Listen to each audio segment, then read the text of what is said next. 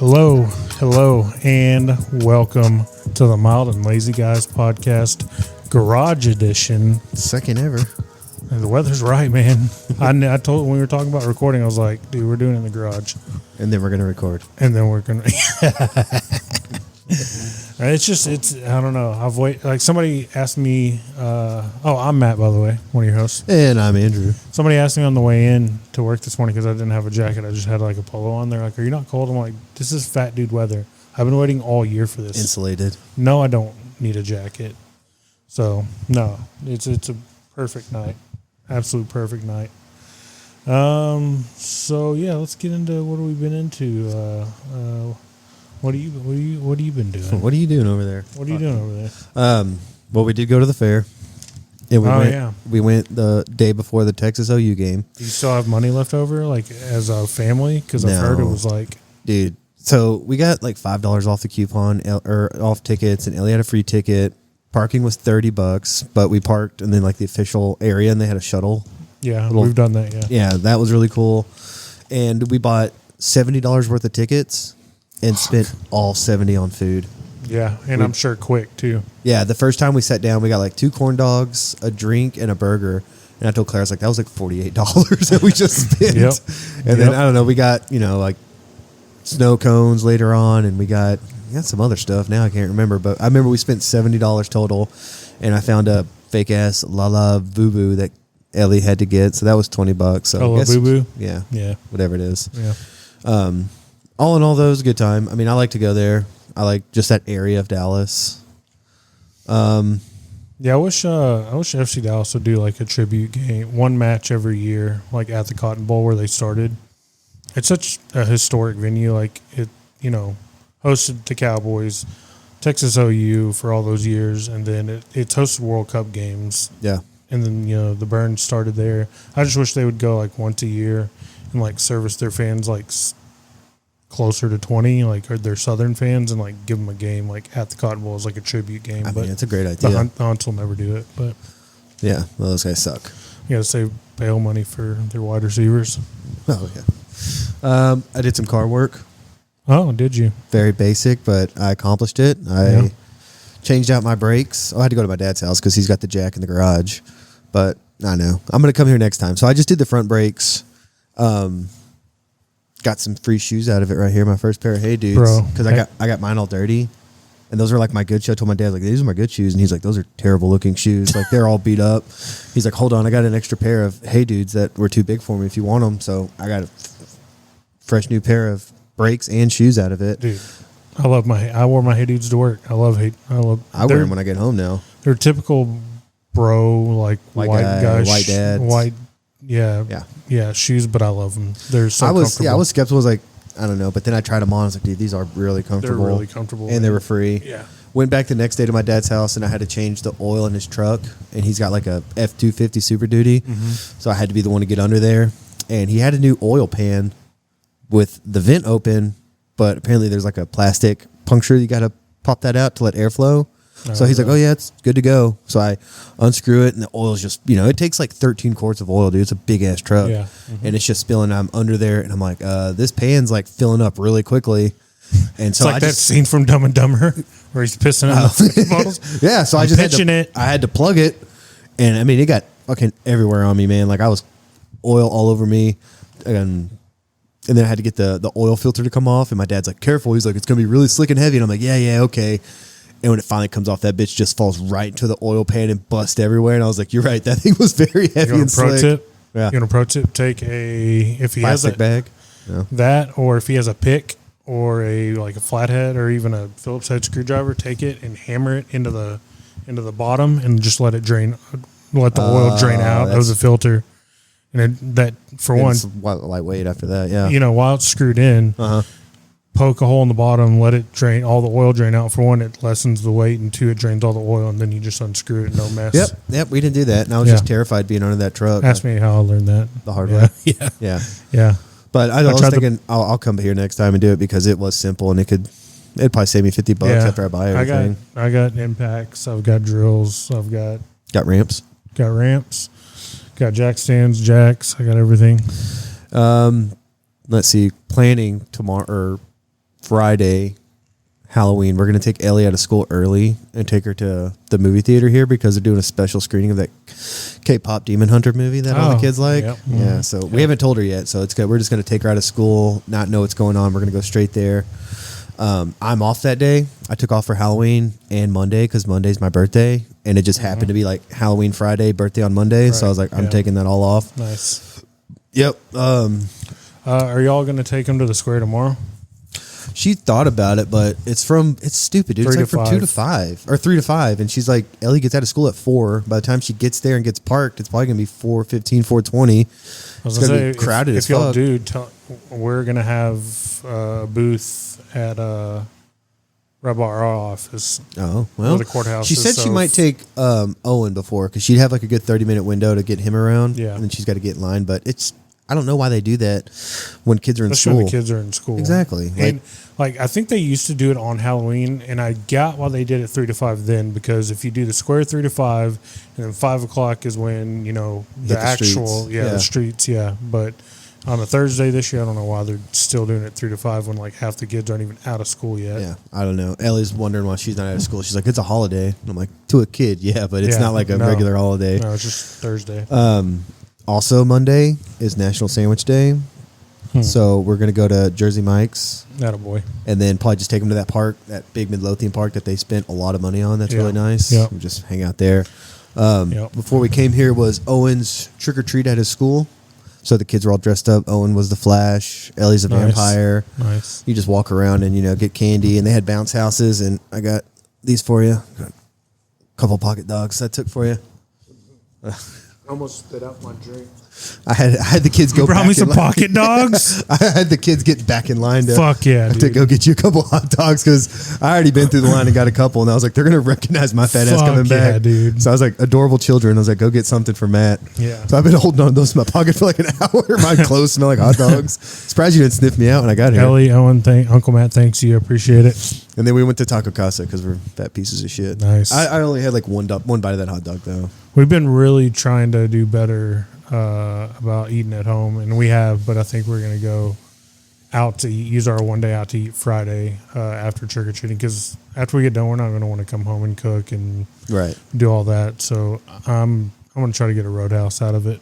There you go. Yeah, because we can, on the app, you can like get reserve your table or whatever. Yeah, you've told me about this plan. It's a pretty good little thing you And got usually going. in Mansfield, like the wait is like 30 minutes. So by the time we get there, like I put us on the list here, and by the time we get there, it's 30 minutes, and we just walk right in the door. That's actually really And then smart. I see all these idiots waiting. I'm like, do y'all not know about the app or technology at all? Why are y'all waiting? You're just living in the future. Idiots. There's a Salvation Army right behind there too that we always go to afterwards. Yeah, I like that speaking store. of Salvation Army, I have a thrifting incident that happened, but I'm done talking. All right, so I'll just segue right into that. So Lauren and Landry really like going thrifting. I like going thrifting. I find some stuff every now and again. So Saturday, they come home, and Lauren comes home, and they're like, Daddy, you got to take us thrifting. And I'm like, and when they say you got to take us thrifting, means they just want me to drive. And pay. Well, yeah, and pay. Well, I can't say that. Lauren makes more money now, dude. She got to see. I have ADHD, so there's so much. I'm like, what am I going to talk about? Nothing's going on, and then so much goes on, and then you remind me of it. Lauren picked up a little part-time job about online only from home. Feet finder. Fuck no, I can't. If it was Feet Finder, we'd be getting a lot more than 22. We'd be on a yacht right now Yeah, recording. we'd be a lot more than $22 an hour. But it's $22 an hour, about 20 hours a week, and it's work from home, and so it's just an additional like. What is it? She's doing like AP, like invoicing, like accounts payable, accounts receivable for. I'll tell you the names off here, but it's somebody we went to high school with. He owns a company or is a co-owner in a company. But somebody she knows works for him, and they were talking, and I don't know, they just she mentioned it, and Lauren's like, yeah, I'm interested. If I can do it around, let me know if another spot opens up. That's what I said. So they're like, all right, we're going thrifting. So we go to Arlington. We hit this one place off of Cooper. It's like in an old Kroger, Albert's old grocery store. It's called Red, White, and Blue Thrift. they got some cool stuff. Like I bought Landry like this SMU like soccer ball. Went to another spot, and then we went to like the sketchier side of Arlington. This place called Texas Thrift. It's at the intersection of Cooper and Pioneer. It's called Texas Thrift. So we walk in, and it's an old gym, or it's an old like an old gym, like a workout gym. So like we walk in, and they've got just rows and rows of shit on your right, rows and rows of shit on your left. So we make it like 4 rows in, and my balls start tingling. My spidey senses start just perking up a little bit. Yeah. So they're like down an aisle, and these aisles go down a good 20 feet. I mean, they're just rows and rows of like 20 foot long all the way to front to back. And I hear some yelling in the back. So I step into the middle, like kind of aisle, and I'm looking down, and there's a little dude, Hispanic dude in a bucket hat, and a big dude. And they're just something's going on. And I'm like, y'all go to the end of that aisle and y'all don't come out until I say so. And they're fucking yelling it. And the little Hispanic guy, he's got a buddy with him, I guess. And he's like, dude, calm down. It's not worth it. Calm down. And turns out the other guy was security for the store. And he was just like, sir, I'm asking you to leave. Sir, I'm asking you to leave. He was like, he had the type of calm, like, he was ready. He was ready for whatever was coming. Like, he wasn't scared of this dude, even though this dude was, like, loud. And, I'm going to fuck you up, blah, blah, blah. You don't know me, da-da-da. So they start coming this way, and I tell Lauren, I said, y'all walk that way. Because you can walk down those aisles and then walk down the back side of them. I was like, y'all walk that way.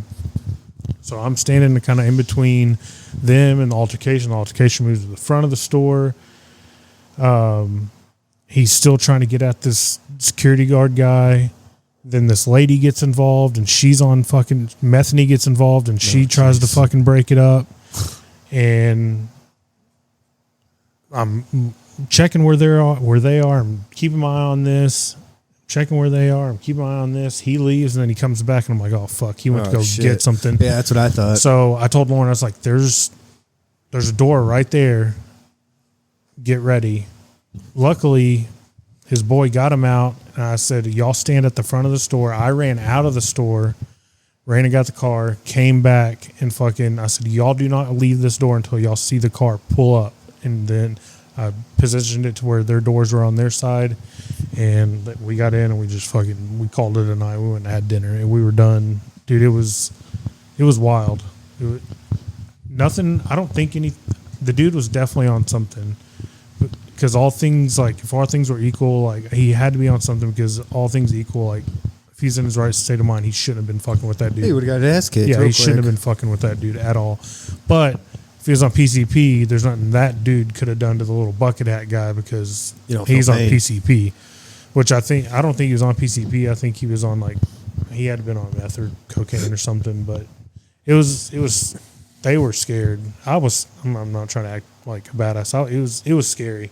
Because when he left, I was like, "Fuck!" He went to go get the blicky, and he's coming if someone's back. arguing and one steps outside and comes back in, my first thought is they just got a gun. But I didn't see. But I think what happened is I think his friend pushed him out, and I didn't see the friend go out. I just saw him go out, and then they came back in for more, and I was like, "Fuck!"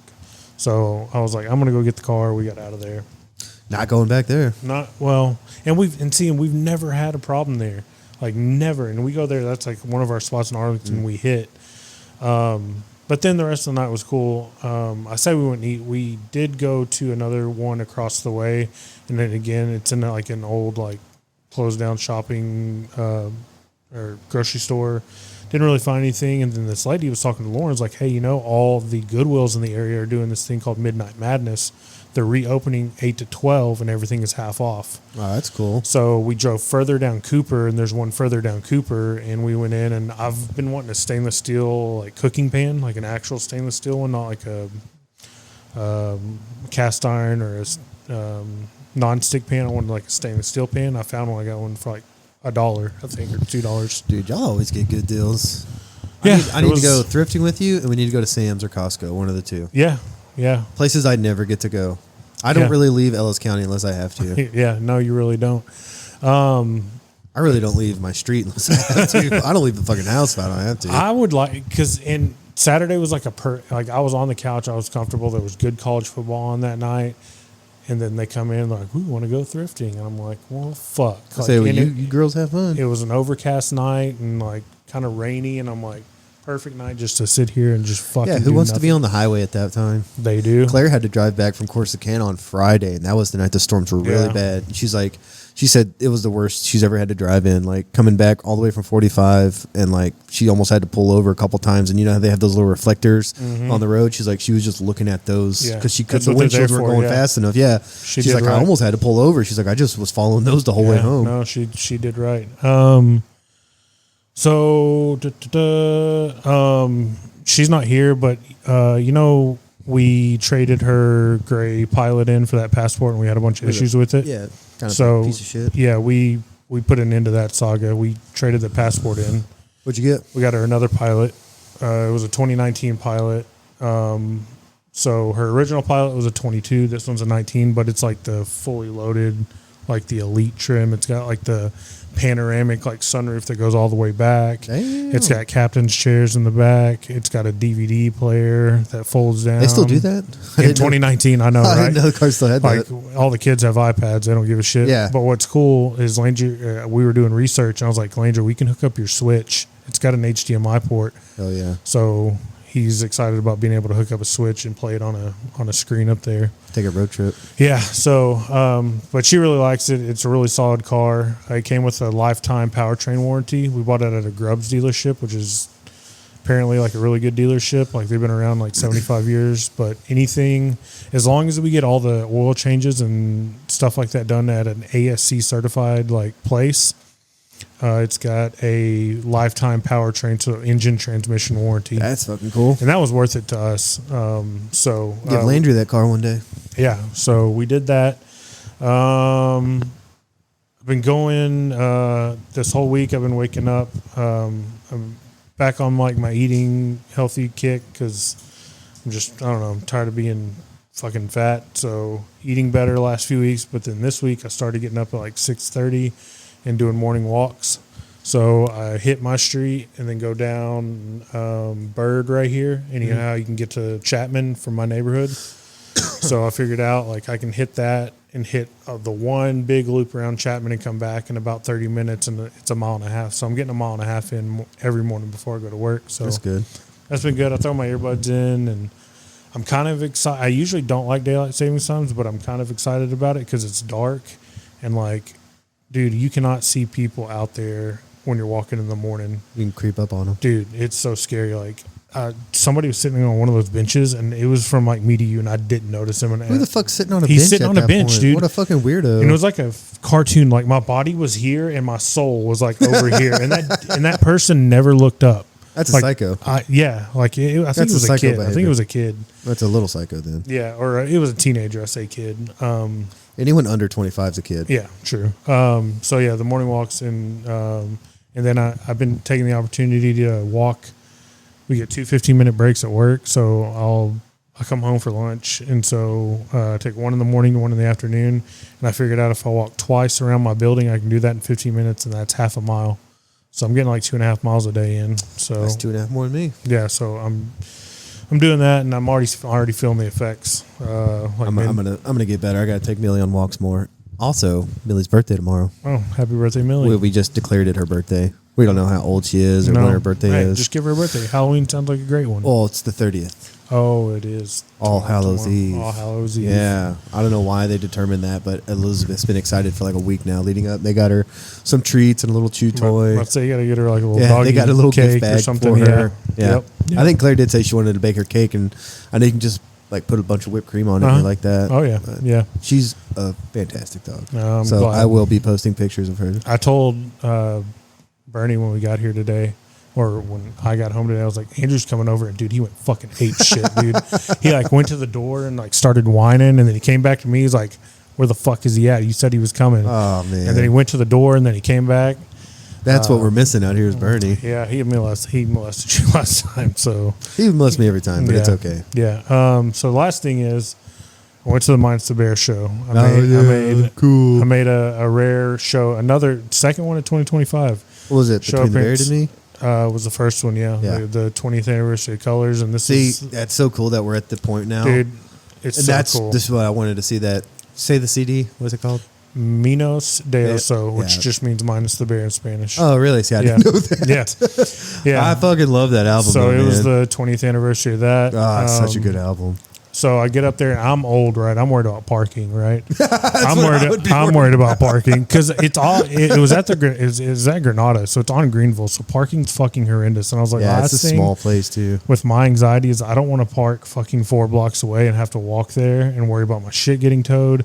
So I did fucking research because I'm old and I'm like, oh, they have a parking lot right behind the venue. It's only $8. Oh, hell yeah. I was like, but I got to get there early. But it's a small parking lot too. So I was like, I got to get there early. So I came You're home. You're such an old man. Dude, I came home, changed, and just left. And I was like, if I got to spend time, but there's whatever. A Snuffers right there. You could just get some cheese fries. I had a cheat meal. I had a burger and fries because I hadn't eaten dinner.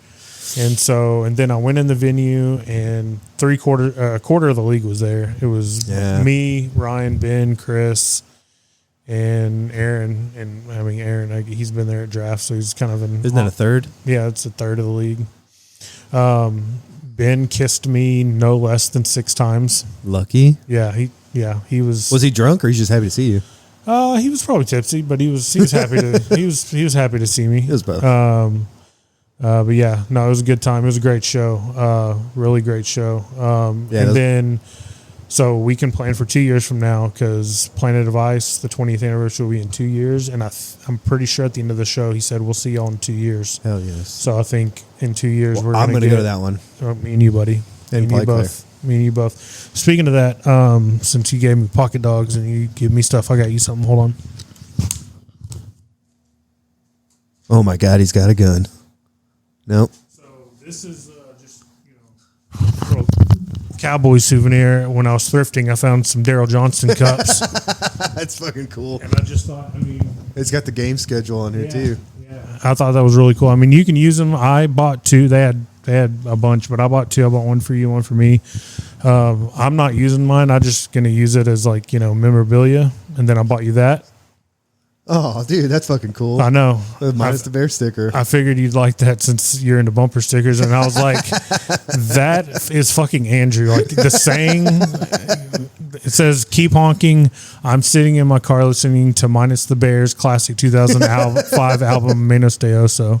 There's a koozie, too.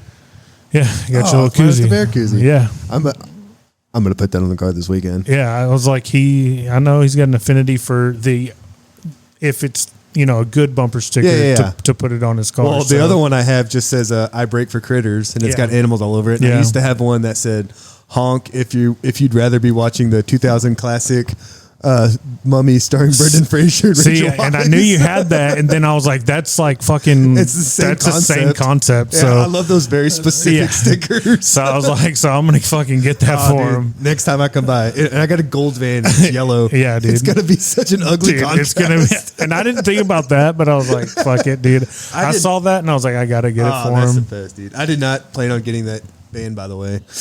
That was like a mandatory trade-in, and it just happened to be a gold van. Speaking of vans, I found the perfect one for you. Eventually, yeah, it will. It's a first gen, so the gen that I want, it's got the 4 real doors. Somebody's already I don't know if they imported it or they converted it, but they're already using it as a mail van, and it's right-hand drive. Where's it at? Like East Texas somewhere. I could pull it up and show you the listing. Road trip. They want like $4,000 for it. I'll do it.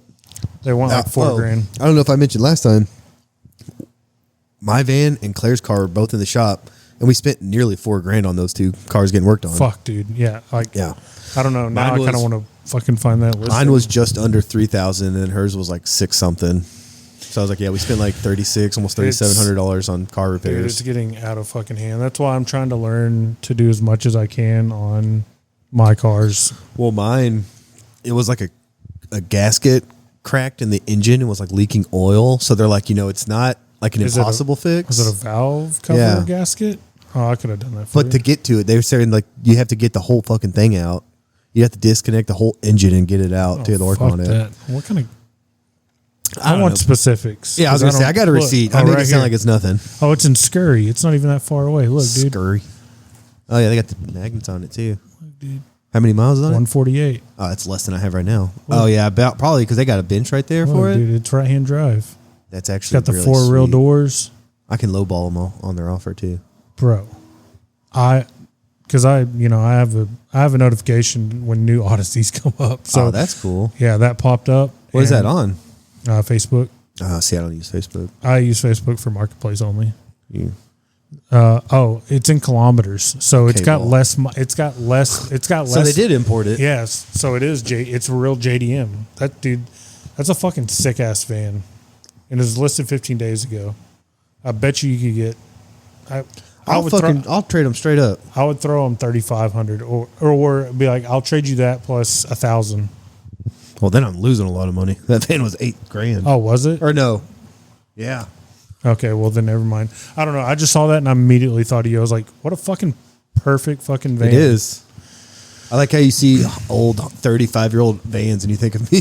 I think of me too. I'm like, dude, I fucking want to. Dude, I would. I told Clay I will never not drive a Honda Odyssey. Like I don't give a shit, Dude, Even if I get a new job, it's like I'm still driving a Honda Odyssey. that's the year Odyssey I want is the one with Really? the first gen, the one with the 4 real doors, not the sliding doors. Those sliding doors are a pain in the ass too, because half the time on my passenger side one, you got to pull the handle to start the process, and it'll go meh, meh, and close, and I'll be out there for minutes, Yeah. and I'll get so fucking frustrated. See, that's the one I want. So I just want to be able to throw someone in the van and slam that door shut, and burn out. Yeah. So yeah, that's all I've been up to. Mine's the Bear Show was good. It was good to get out. It was good to see Ryan and all them. So jealous of that too, because I was telling Clay, like, I never get to really hang out with guys, and I was like, it's actually people I would have liked to see and hang out with. Yeah, dude, and it's so crazy, like the demographic, all that came out when we were like, 17, 18, 19, 20 years old. I would have been going into my senior year.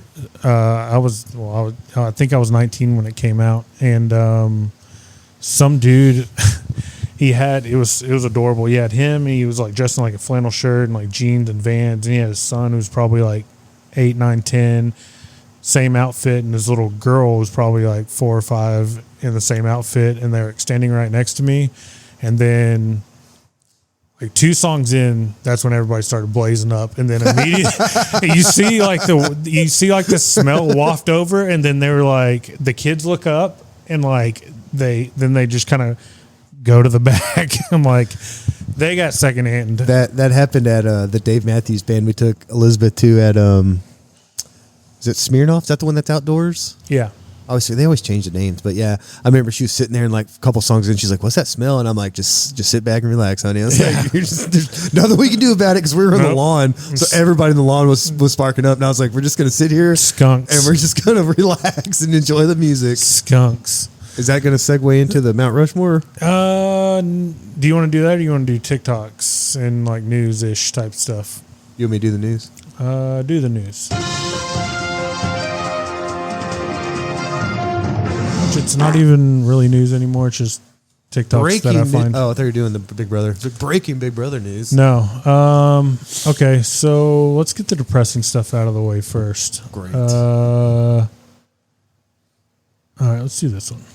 2008 has never really been explained for how fucking devastating it was for the middle class in this country. And this wasn't in The Big Short. To escape taxes, payroll taxes specifically, especially in New York, the financial industry would pay people twice as much in stock options than they would in salary. So you'd be an idiot if you took a $70,000 salary when you could take 140 grand in stock options from Bank of America, and stock always goes up. It was their way of circumventing payroll tax. So if you worked for Bank of America for 10 years and you had accumulated $1.4 million in Bank of America stock, within a 72-hour period, that stock went from $27 to 72 cents. And now everybody says, well, the stock came back up. The stock, you don't fucking sell on that way down, buddy. And people lost 10 years of their working fucking life. Yeah, wow. Nobody went to jail. Right. The CEO of Bank of America got a $23 million severance, even though they fired over 10,000 people. They got and then those 10,000 people they fired, taxes paid for the bailout. They bail them out. That paid for that $23 million. So we're getting close to that again. 2008 has I remember, I'll never forget, after that bailout, those cocksuckers were on Wall Street popping champagne after we bailed them out. And I said, that's when it's never going to be the same, because they said it was too big to fail, so we had to bail them out. But the fact that they were literally, it's like the French Revolution, like the aristocrats up in their balcony popping champagne, telling us we can all eat cake. And I'm like, it's never going to be the same after that. And I don't think America's really recovered from it. No, I think that's kind of where we're heading again with the food, like the SNAP stuff shutting off on the 1st. Like when people start going hungry and shit, and like you got fucking, kind of like Great Depression runs on the bank. When you got these people, when you're gonna have runs on grocery stores and people just fucking going into grocery stores and fucking taking shit. Yeah, I think Have I ever told you about that 9 missed meals away from like anarchy? Yep. I mean, that's what it is, man. You don't eat breakfast, lunch, or dinner for 3 days. People start turning on each other and getting crazy. So, and you can see, as we go make our way through these, I save these in various mood or head spaces. So this kind of random. Yeah, this kind of goes. How did we go from fighting a revolution over a 2% tax on a breakfast beverage to what we pay today? We're taxed on money when we receive it, when we spend it, when we. Sorry, this guy just fucking lays it out perfectly. Like the way he lays it out. Invest it, and even when we die with it. We commute to work to make that money in a car that is taxed again to register on roads we're already taxed to build, fueled by gas that is taxed even further. And then when you get to your office that is taxed to exist, you are paid a paycheck that the corporation must match another payroll tax on top of what they have to pay you. Then you go to a home of which you are taxed to own every single year that we bought with money that the government already taxed us on. But it wasn't always like this. In fact, in 1895, the Supreme Court ruled any federal taxes against its citizens were unconstitutional. So the government did what the government does best. It protected and expanded itself by passing the 16th Amendment. Basically, the government gave us the middle finger and gave themselves the power to basically do whatever they want. People back then were more angry about that 1% tax rate than we are. How did we go from...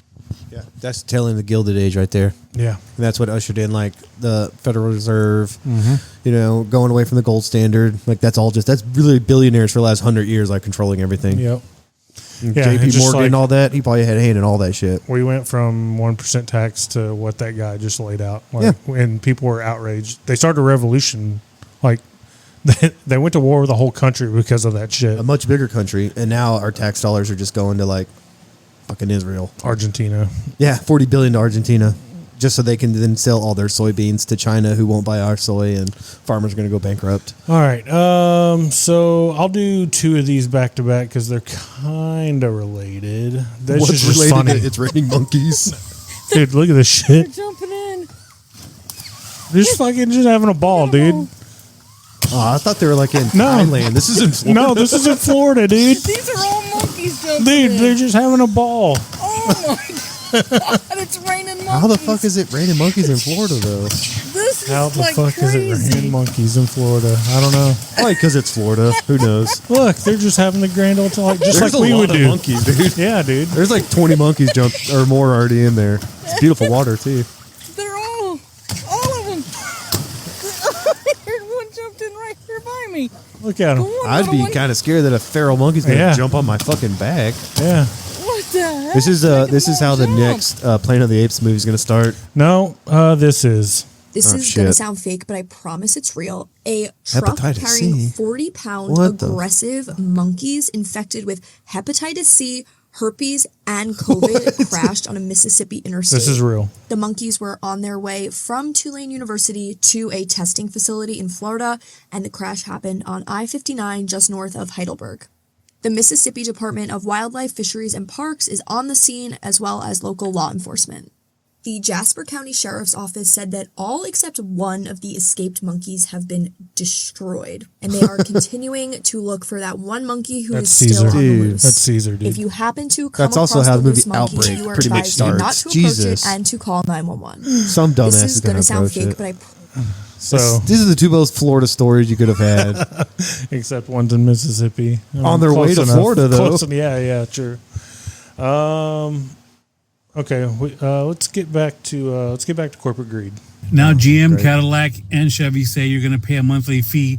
They're going to phase out the ability for your Apple or Android phone to connect to your car to see your navigation, to text people back, to listen to your Apple, Spotify music. No. You have to pay for their service, and then you can Such utilize fucking all that horseshit. stuff. They're bloodsuckers, dude. Originally, they said it was only going to be on EVs. Now they've announced by 2028, every car that comes out will have only their software, and your phone will no longer have the ability to connect it because they will block it. There's no way of getting around it because it looks like No, every well- manufacturer. Buy a 27 model. Well, Luckily for me, I can't afford anything over 2008, baby. yeah. Good luck fucking bricking my 96 shitbox right here. I'll just buy that 95 Honda we saw. But it's just, first of all, he said we won't get around it. The hacking and Oh, they'll get nerd around it. community, we'll get around Right. it. But it's just, we can't justify. I was looking. We were looking for cars the last few weeks, so my TikTok algorithm has been feeding car stuff in there, and that's how that popped up. But do you know the price of a brand new Toyota Tundra, like TRD, blah blah blah, is like $80,000? Well, I heard too that they said the average new car in America is now over $50,000. So it's like they can't justify their enormous car prices. So now, to make another revenue stream, they're going to do shit like that and put services. It's like a subscription service for your own car. That's like when I'm listening to Spotify and I listen to like episode 1 of a podcast and like to listen to more, pay to unlock. And I was like, I already fucking paid for Spotify. I'm not Yep. going to pay Yep. like a subscription to listen even further. And then I don't know what manufacturer it is. Maybe Audi, VW, one of them. If you want to use like the heated seats and other like comfort features, you have to pay. That's like having to pay to use my own restroom. Like I bought the fucking car. Yeah, well, that's my it's- car. Well, it's going back. Like, why am I being taxed to pay or to drive on a road we already paid for? Yeah. like it all goes. It's the same Back on the principle. tax thing, like why when I buy a used car, am I paying sales tax on a car that's already been taxed on every previous sale? Like if I'm Yeah. the fourth owner, I'm the fourth person to pay sales tax on that Yeah. fucking car. Yeah, Just so we Yeah. could give money to other countries. I fucking hate it. Yeah. We should have like free hospitals, like all this amenities as a country, but no, we're just gonna so give tax breaks to rich I people. got two that kind of go together, and then so I'll go here. Maybe this will have to be edited.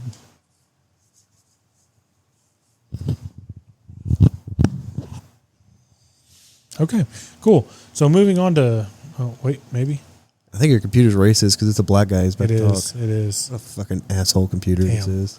Okay, so this Look, is click on the white guy. Bet it works. yeah, I bet you does. Bet it works immediately for that guy. So this is how I feel trying to describe like soccer to like you and Alex. Yeah. This is just kind of encapsulates it perfectly. What are you watching? Just the League One playoff. Oh, League One. Best of the best. Well, the winner goes to the Championship. Right, there's a league higher than one. Okay, right, so Championship's the best. No, Premier League. Right, so Championship's one below Premier. Yeah. Then League One is the third tier. Right, the third best league is called League One. Okay, so below League One it's League Two? Yeah. Right, then League Three. No, the National League. Oh, so the others aren't national? No, they are. Right, so hold on. It goes Premier League, Champions League. No, Champions League's European. Oh, the Euros. No, that's international. This is club. Right, so Champions League is a European league. It's a cup. It's got league in the name. Oh, yeah. But the Championship is a cup. League. Right. Is Champions League above the Premier League? Sort of. And we're watching Division 1. League 1. Division 1's the old Championship? Right, so we're watching League 1, which is actually the third best league, where teams compete to get into the Championship, aka the old Division 1, or try and avoid relegation to League 2, which is actually the fourth tier. If they do get into the Championship, they compete to earn a spot in the Premier League, the real League 1, and qualify for the Champions League, which isn't a league, it's a cup. Yeah. Right. Complicated, isn't it? No. I What are you watching? what they're See, talking to about. me, the league. it's not complicated. Like I totally get it, but that's how I feel talking to you guys. I'm like, hey guys, this it game. goes all over my head. I'm like, I'm glad you're having fun, Matt. I don't know what you're this talking game about. is on tonight, and it's this competition, and you qualify this way, but you can't you can't. These teams can't qualify. Yeah, that's how Matt's I feel. been trying to explain soccer to me for like 7 years, and I just said, "Hey, buddy, just keep watching, keep me informed of what I need to know." So this is football related, but it also goes back to American greed here at the end. Does raising ticket prices actually move the needle that much in terms of a football club bringing in a striker for 40, 50 million? If you take a look at the two clubs which generate the most money from ticket sales, that's Manchester United and Spurs. They're still making £100 million a year, plus from ticket sales. If you can increase that by 20%, you go from 100 to 120. That does mean that you can recruit another player. The trouble is that football clubs, in my view, their success has been built on previous generations, sort of the older fans who are now, they've served their useful purpose. Football clubs are now tourist attractions, and that's not a criticism of the club, and it's not the criticism of the fans who are coming from all over the world to watch these amazing institutions. But the tourists have got more money. So what we're seeing is the clubs are slowly trying to squeeze people out, reduce the number of season ticket holders, take away concessions for kids, make it more difficult if you're a senior fan. Everything is going in that one direction. And the reason for that is we've got so many American owners that they say, well, I was looking at Forbes earlier, they said the average ticket price for a Steelers match is $601 for a single match ticket. That's what, 450, 470 quid. As an away fan, I'm going to matches and I'm paying 30. The owners just can't comprehend what football is in this country. Price gouging, dude. Prices actually move the So that makes basically, sense. what he's saying is like Americans don't understand that football means something to these communities, and these football clubs were built upon the generation before them and the generation before them, and it was a working class game. It was for the working class, and early NFL was like that too. It was NBA. I mean, all in the last 10 years, this shit was affordable. And then basically at the end, he's saying, we've got all these American, I think if not a majority, it's at least a third of the owners of Premiership clubs are American. And now, like Stan Kroenke, he owns Arsenal, but he also owns the Rams, the Avalanche, Colorado See, to Rapids. him, those are just like investments. Those are just like a real fan. Like if some guy were able to like say we wanted $10 billion and we could buy a team, I would be the best fucking owner because I'd be like, we're gonna just make enough money to get by. We're gonna sell the shit out of concessions at a good price and merchandise, and everything's affordable. Yeah. But to them, everything's just price gouge because it's all dollars. Really, all this comes down to just wealthy assholes just destroying everything for the working class. Yeah. And that's really something that anybody could agree with. Like, doesn't matter what your beliefs are. All right, let's see if we can get this last one to work. All right, come on. I know I'm not the only one. Thank you. But can we agree that 2 showers a day, technically, is bare minimum? You take a shower in the morning, you take a shower at night, right? Why is there some people that are only showering at night, my nigga? So you mean to tell me you wake up in the morning for work, you're not just like, oh, you're not going to take a shower before you go into work? Hell no. Yes, understand. You're just sleeping or whatever. But mind you, nigga, I'm waking up at 6 o'clock every morning. For one, the shower is not only to wake me the fuck up, it is going to make me feel cleaner, and it's going to make me want to actually go to fucking work and be more productive. First of all, I don't get dirty while I sleep, and I never want to go to work in the morning. First of all, like, what is he talking about? If showers make you work harder, like, what fucking job do you work? Yeah. I mean, second of all, what are you sleeping in a fucking hot box? Like a pig pen? Not me. My room's 68 with 2 fans. Yeah, and clean sheets. And clean sheets. That's what I understand. Like, people got to wake up and take a shower. I took one last night. Why am I going to take another one today? Now, it is ironic because I do take a shower every night before bed, but now, since I'm walking before work, I do have to take one before work. So you're a 2-shower guy. So it's a little hypocritical, but I'm not showering because it makes me work harder or... Yeah, that's so stupid. Like, because I'm actually sweating. Like, that's different. Like, he's not saying he's waking up and working out and sweating. Yeah, he probably does. He's got a huge neck. He got that neck roll. But this says 2-shower minimum. So is he squeezing one in like after lunch? Oh my god! Did someone be like, like I like to smell fresh and clean at all points in time, my nigga. I literally shower before I go to the gym, and then I shower after as well. Those are the days where like I shower maybe 3 to 4 times. But there's some niggas that Just be like trying to threw be up a little bit in his performative and mouth. be like, Because yeah, I shower. he can't believe what he said. He said he showers before the gym. Who does that?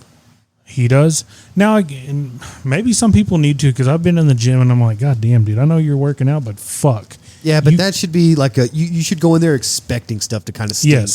Yes. If And I go shower- into a restaurant and it stinks, that's different. And If you go to shower- a gym, shower after the gym, totally, I get that. oh yeah. But then that's my shower for the night. Like if I go to the gym, I come home, take a shower, eat. That's it. I'm not taking another one before bed. Like I'm already clean.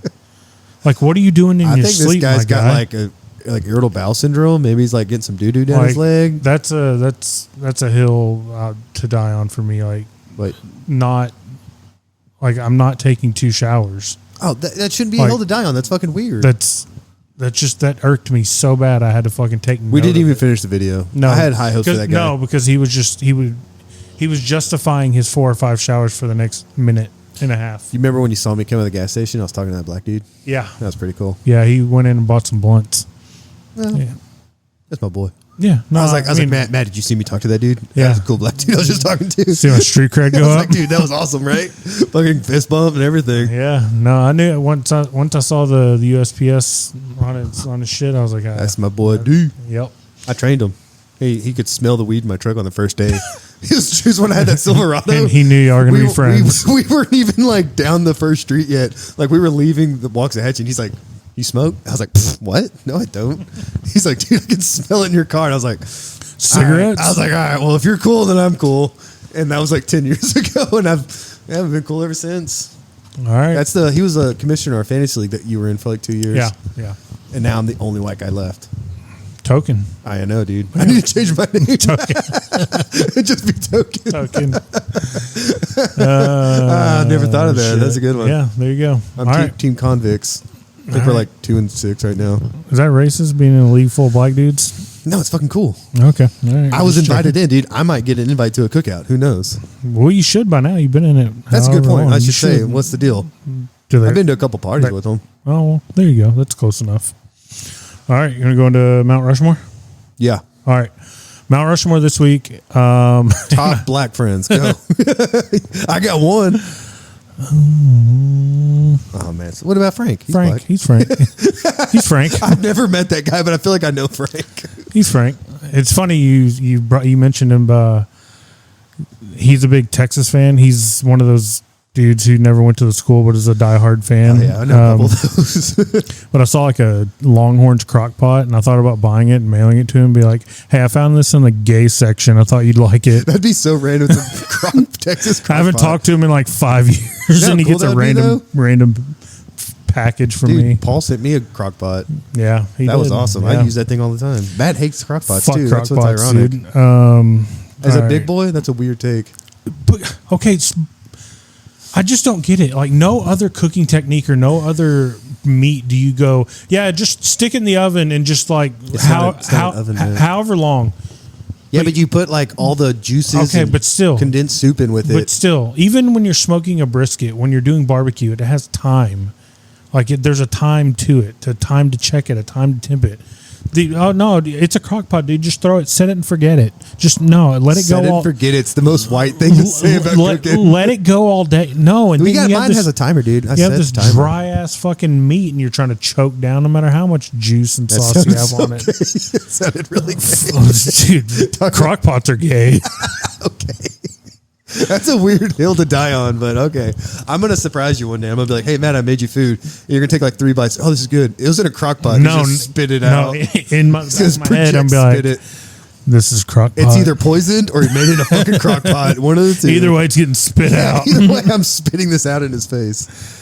All right. So yeah, our Mount Rushmore, Rushmore. is our favorite like live shows. Live shows. So Big Brother, this idiot thought like he's like, I I'm don't really such an watch idiot. many Like, live shows. How many live shows do I watch that Does are sports count? I was like, what are you talking about, dude?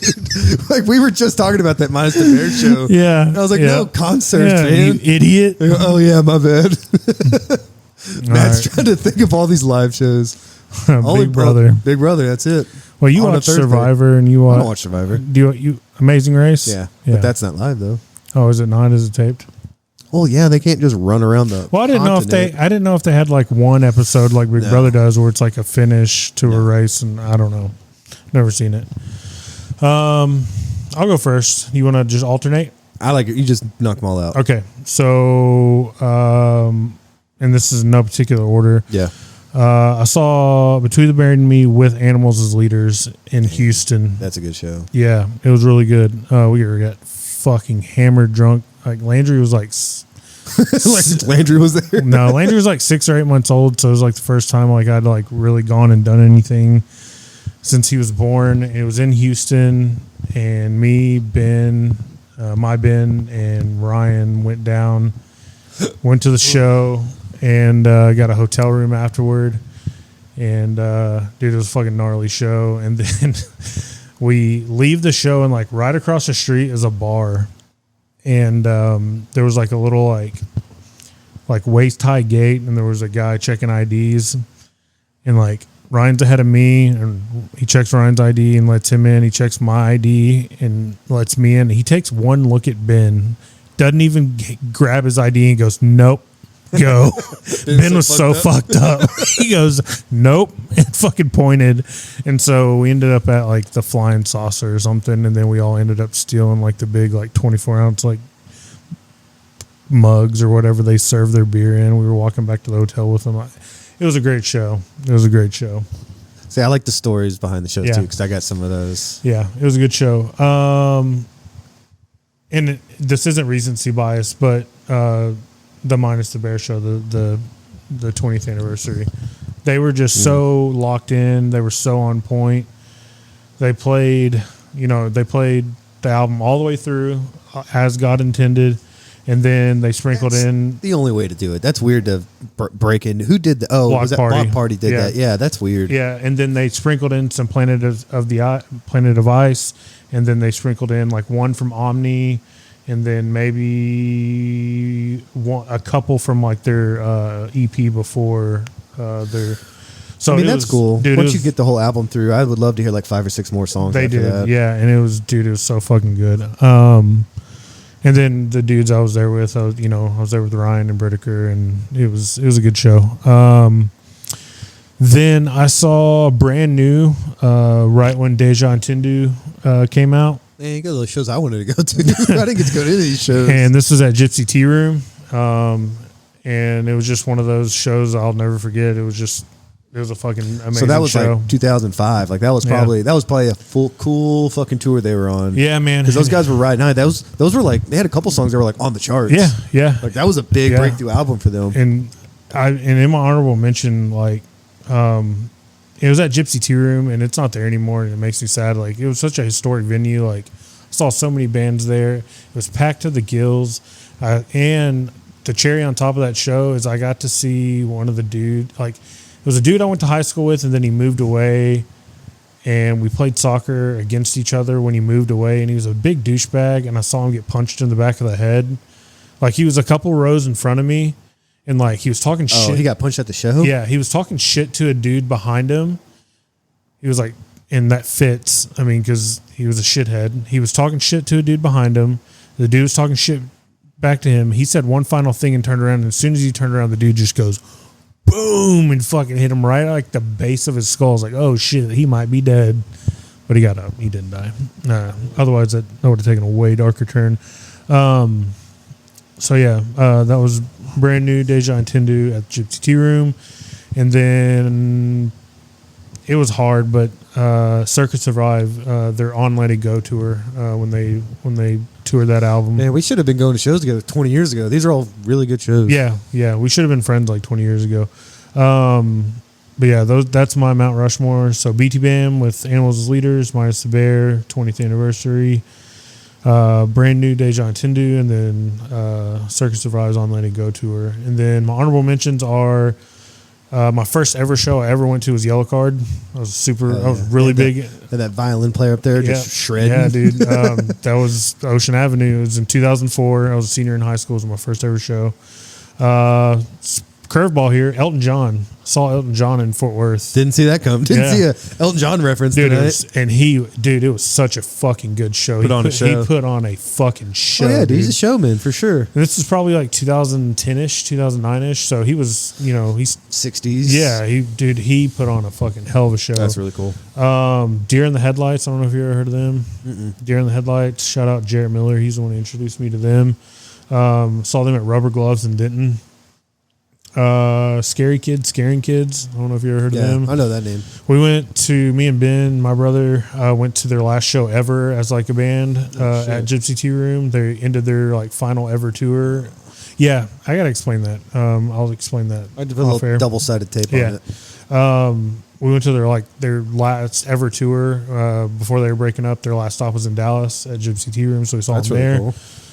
BT Bam, their Colors 20th anniversary. I saw Dance Gavin Dance one time. I know everybody hates Dance Gavin Dance, but I saw them at Gypsy Tea Room one time. It was or it might have been The Door. Either one. It was really good. It was like right when their debut album hit. And then shout out to my brother, Tri-State Heartache. It was one of my favorite shows ever. Shout out, Ben. You'll never hear this, you piece of shit, because you don't listen. But yeah, Tri-State Heartache. So yeah, Sounds that's like it. Is that a local band? That was his band. Oh, okay. I knew I heard that before. That was his band. Nice. Him and Brandon Scott and Bobby Kowalski. That's Justin's cousin. Yeah, Bobby was the drummer.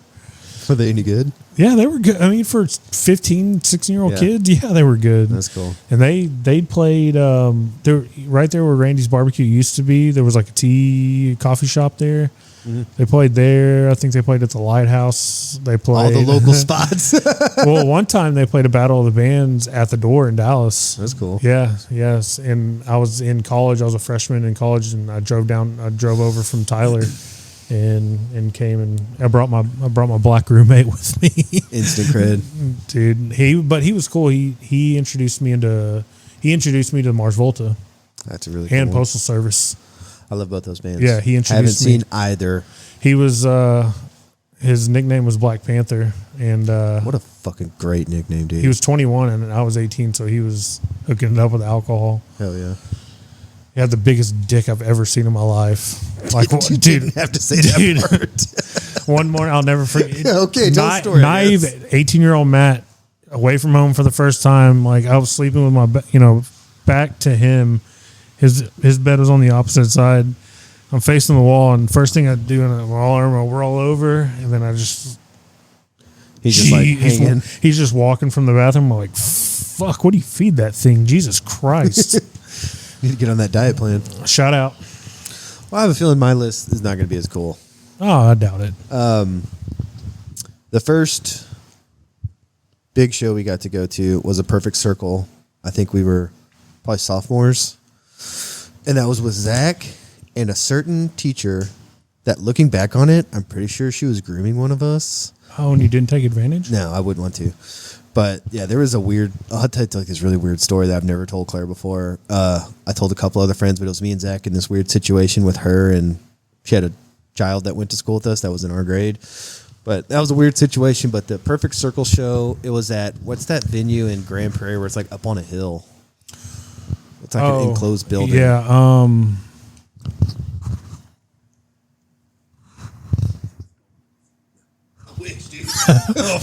You didn't do that? I'd be telling you all about that. No, that'd be awesome. I did have that teacher though, the one you just mentioned. Yeah. I dedicated a song to her. Oh, and nice. It was, I had to make a music video, and it was very sexual. So I'll go ahead and tell that one. It was the one you were mentioning. I had Miss Dolworth in drama class. We had to make a music video, and I chose Marvin Gaye's "Let's Get It On." And we got to choose a wardrobe, and I picked a white suit, and I dedicated the song to Miss Dolworth. And we had to record it, so there's a recording of it somewhere. Oh my god! No, but this is a different teacher. You got a boner the whole time. Dude, she was fucking great looking too. I remember I was like gyrating on the ground and like dry humping because I was a sophomore, dude. I was so stupid. Jacob Walker was in that class too. That was a cool class. But in this one, it's a Perfect Circle, and the teacher took me and Zach, before we went to a fucking liquor store, and she bought us liquor, and we duct taped it to our legs. What the fuck? And we walked in like robots to this venue, and I had like apple schnapps or something. I remember I had to rip it all off my legs, cracked it open, and we thought we were so cool. And then a joint got passed around, and it was just like an awesome night. Like with I need to know the teacher. all right, I'll tell you. This one was like 10 years ago, or actually more than that, probably like closer to 15. It was a Band of Horses show. Might have been at that same venue. And it was Band of Horses with Midlake, who's like a local band. I think they're from like Denton or some shit. Yep. And they were good. But what was cool about that show is because me and Claire both love Band of Horses. And then after that show, it like kicked off a trip for me and Claire where we went to 3 different state parks in Texas, Oklahoma, and Arkansas. So it was like a 2-week trip, and we just went through like tri-state. We went to like 3 different states and ended up coming home. And that was, I'll always remember that because it's how it just kicked off the trip. That sounds awesome. Mogwai, I think Claire and I have seen Mogwai maybe like 5 times, but my favorite album of theirs is Hardcore Will Never Die But You Will. And it was after that release. It was on that tour, and they always played at Granada. I saw them there like 5 times at Granada, and we made it to that wall from the stage, and that was the loudest band I've ever seen. Yeah, I think they were dubbed like the loudest band in the world, and it was the only show I've ever been to where like days later I could still hear it ringing in my ear. Side note, I did see The Sword, who was the heaviest band in the world, at Fun Fest in 2007, and that was a really cool festival. Side note, I saw The Sword at Rubber Gloves and didn't. Side note, they broke up. Oh no! Yeah, that sucks. Yeah, they were called the heaviest band in the world. Shout out Brandon. I went to that show with him. Man, I don't know. We saw Tool a couple times. Saw them once at Moody Coliseum, which is really cool on the SMU campus. And there's only like 2,000 people that could fit in there. And then we saw them again at American Airlines Center, and that was cool because the girl I ended up going to prom with, Leah, like paid for my prom, and then she paid for me to go to the show. And I'm like, years later, I was like, I think Leah had a crush on me like this whole time, and I was just oblivious. And Leah's like really cool too. I was like, well, that could have worked out, but it didn't. So I guess it worked out for the best. But I guess that's all of them. Then honorable mention, we've seen Dane Matthews Band like 3 or 4 times because Claire got me into him. Oh fuck! Oh shit! Pulling up. God Mom's damn it. home. Fuck. Those are always cool because it's just like the nicest people at any show you could ever go to. You know, like people either love or hate Dave Matthews Band. Yeah, I don't give a shit. I like them. It's real chill. 2 years ago, maybe, or last year, was that Modest Mouse show where they did the Lonesome Crowded West. That was a really cool show. Phosphorescent, after the release of the C'est La Vie album, it was after he had gotten married. So him and his wife he has a whole band, but it's him on like stage left and his wife on stage right, and they were facing each other. And it was just the sweetest thing because they were like looking at each other the whole time and just smiling and playing, and it was just like the most loving thing I've ever seen. The first Deep Ellum show I got to go to, because I was going to Deep Ellum shows at like 15, 16. So was I, yeah. It was weird. I would never let my kids do that. No. I would go to Deep Ellum with John Reyes, shout out, and this girl named Jamie from Ferris. And the first show we ever went to that I remember was this band. I don't remember who headlined it, but it was He Is Legend opened. Oh, fuck. And I really liked He Is Legend. That was like the first band I got to see, and I was like, these guys are fucking good. Yeah. And I did like them. I think I had one more. Oh, like 2 years ago, I saw ZZ Top with my dad. That was really cool. Nice. With Jeff Beck, and then he died. Oh, fuck. Yeah, fuck you too, girl. Hey, do you want in for a Big Brother segment, or are you out? Sure. Okay, I'll let you know. Sure. He didn't ask you to marry him again. Yeah. What a terrible response. Sure. I give your wife shit all the time. She just hates her voice. She's like hearing it back. She's like, I hate hearing my voice. Your wife is going to beat me up one day. She beats the shit out of me. Dude, that's what I tell people. Don't believe how like Claire like abuses me. Like I like to like breathe heavily in her ear, and she hates that. Like I'll walk up behind her and be like, hey, and she'll just rear back and fucking punch me. It's worth it every time though, because I get her really good on that. Dude, I swear to God, she beats me in my sleep because I'll wake up. I'm not as. This is a safe space, dude. You can talk about it. It's been stated on this podcast many times up until recently. I'm not an active guy, so I don't get aches. I don't sprain my ankle.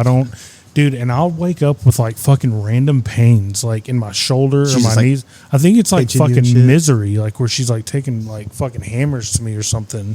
Well, and Claire, this was years ago, and it was weird, but she would always wake up with big bruises on her legs, and that's why I call her banana legs, because she would just get fat ass bruises, and people would be like, "What is wrong with you?" And people really thought like I was abusing her, and I was like, why would I just like give her a whelp on her thigh? I was like, if I was gonna do that, I'd make it a fucking shiner and make it worth it. I'd get my money's worth. Yeah, like I'm not just gonna punch her in the leg. Like I'm gonna gut punch that bitch. Yeah.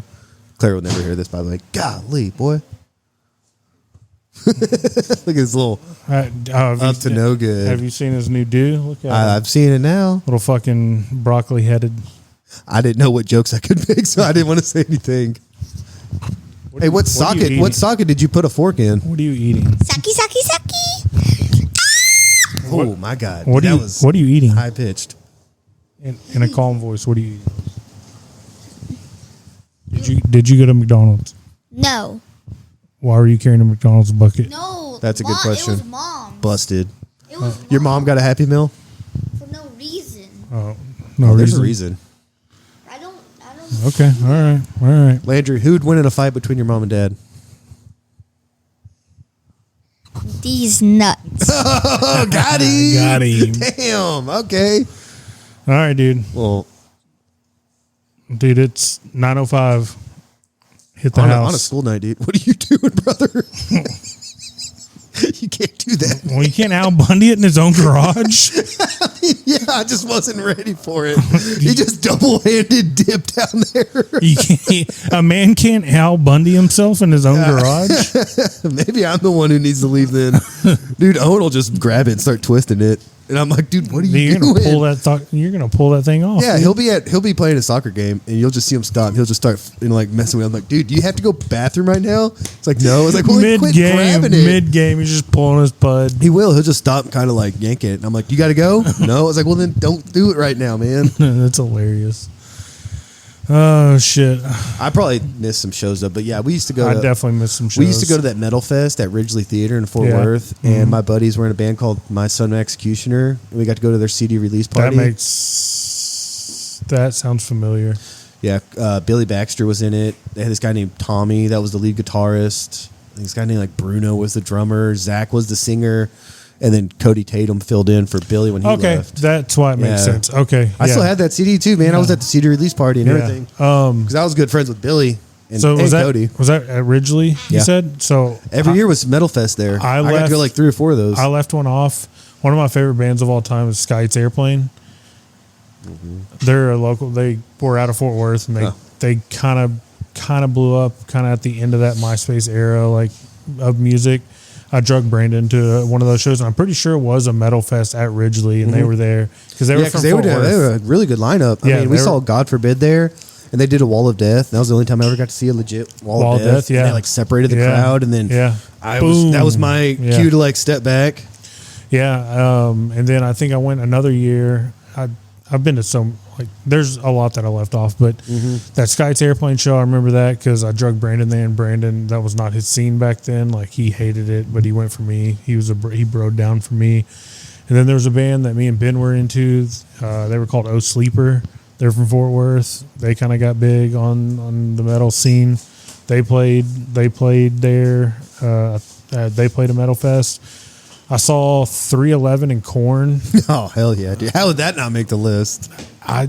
It was a good show, and then 3 days later, I went down to Austin to see 311 just on their own. Hey, earmuff it for me. Cover up. He's not gonna do Cover it. your ears up. Plug your ears. That was the opposite of what I wanted. Okay, I ate like a bunch of hash, like a bunch. Hell yeah! And don't remember it at all. Don't remember that show at all.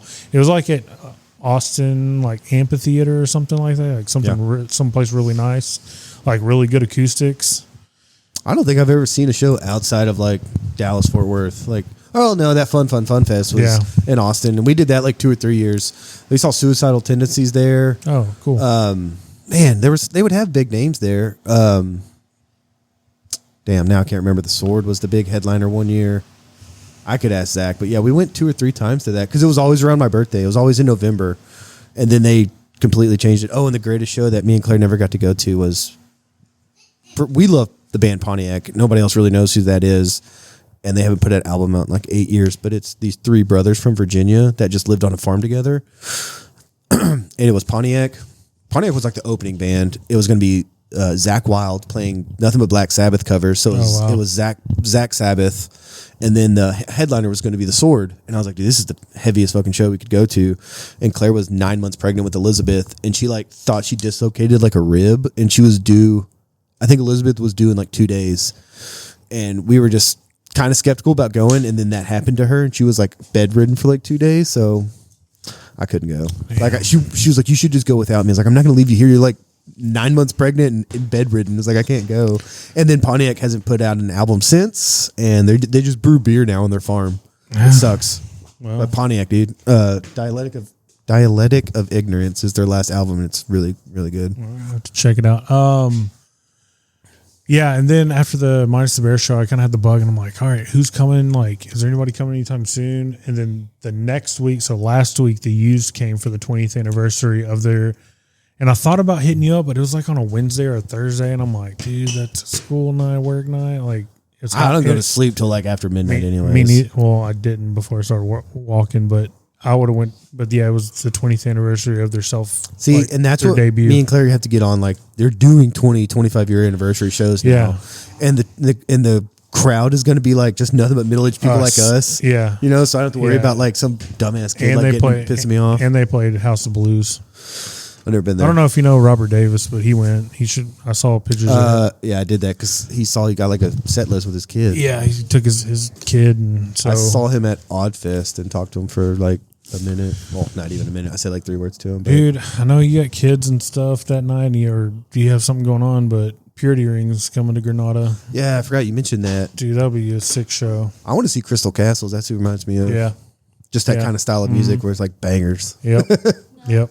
But yeah, I got the bug, so I started looking, and I was like, all the bands I could think of, I would get on their website, and they're like either in Europe or they're done for the year. You can look on Spotify too. Yeah. Go to a specific band, they'll show you their. That's how I look. That's how I ended up finishing looking once I realized like I could go to Spotify and like look. But if I were to make like a list of like 5 bands, it would be like Brand New, The Used, Minus the Bear, Taking Back Sunday, like these bands, like the 4 or 5 bands that I really liked in high school. Oh, I saw Taken Back. They were at Edgefest the same. So when I saw Korn in 311, it was at Edgefest, and then Taking Back Sunday was there, and they were not good.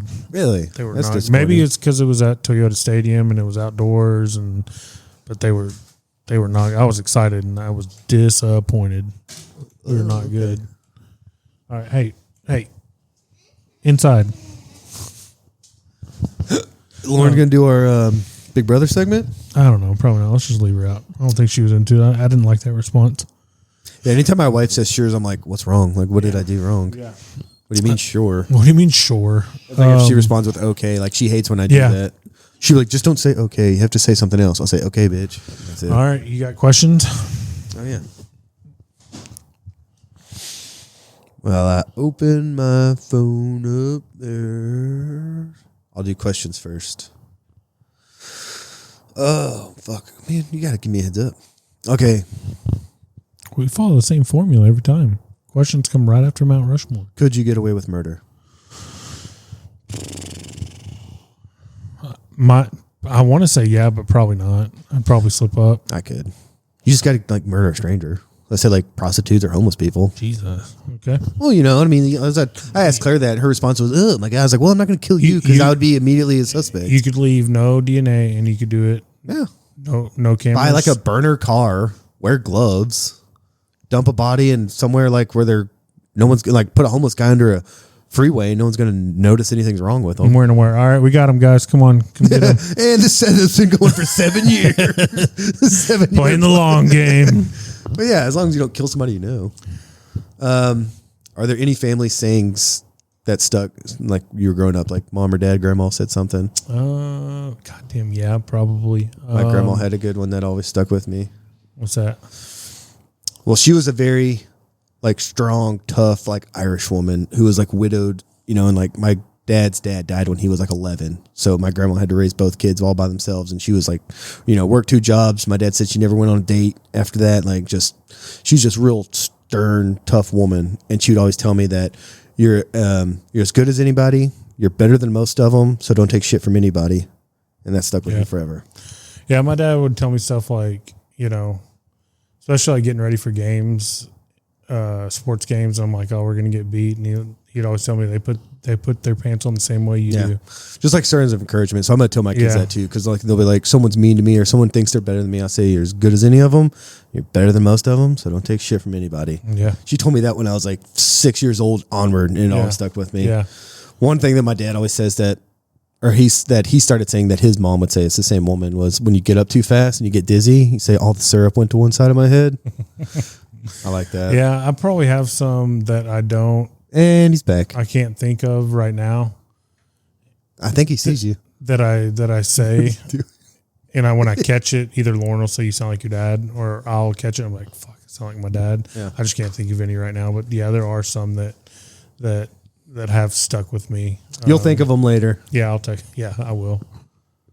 Okay, so if you walk into a bathroom and there's 2 stalls and you got to take a dump, the guy next to you is blowing out, are you going to sit next to him or are you going to hold it? I'm sitting next to him. Oh, see, I can't do that, man. There's 2 bathrooms at work, and if one has a two stall, and if I walk in, I duck my head down, and if I see 2 feet there, I'm just walking out. And I'll either go to another bathroom or I'll hold it. Nah, sometimes I can't sit down and pull my pants down, and because if I'm in there and I'm already like in there, I think this bathroom's mine. I claimed it, and somebody walks in and starts blasting off next to me, I'm fucking done, dude. Like I'm pinching off. I'm finishing later. No, me and you get ready because we're playing Battleshits, buddy. That's what I said. I said, I'm not going to play Battleshits with some guy. And then I'm looking down. I'm like looking at. She's like, do I know that's this? fucking Gary, that piece of shit. Like, I know whose shoes those are. And I walk out, I'm like, dude, that's fucking gross, man. I was already pooping, and you came and pooped next to me. All right, would you rather have free gas or free groceries for life? Free groceries. Yeah, me especially too. now that I drive so little. Free groceries. That's true. All day. That was kind of easy. Do you have a guilty pleasure band or genre of music? Yeah, like techno, really like trance music. I thought you were gonna say trance. No, What is that? Trance, like trance music, like mid to early, basically like 90s trance, and even like some like electronica, like with female vocals. I don't know, like there's that one by BB Rexa where they used Eiffel 65 Blue as the blue. These aren't coming to me. Oh, if I'm blue, I would die. Yeah, they use that beat, but I don't know. It'd be like electronica or like trance music, like 90s trance, like Alice DJ or Ace of Base. Not is that more dance? Like that's more dance. That's more club. Like okay. That's where I first went with it. Shit, I'm blanking on names, but like DJ Tiesto. Yeah, it'd be like trance music or house music. I'm such a fan of like 80s pop music, like one hit wonders. Yeah, all that. I even fuck around with disco. See, that's not weird. I feel like mine's way more weird. Favorite decade of music?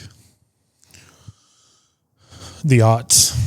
So the music you grew up with. The music I think that was just so influential because it was like an what's that called? What's that word called? Impressionable age for us. That I use Pandora. I feel like for music more than I use Spotify now because I like Pandora because you can basically modify your own playlist. So I have a brand new station that I listen to all the time, and it only plays brand new, Taking Back Sunday, used, Postal Service. Yeah.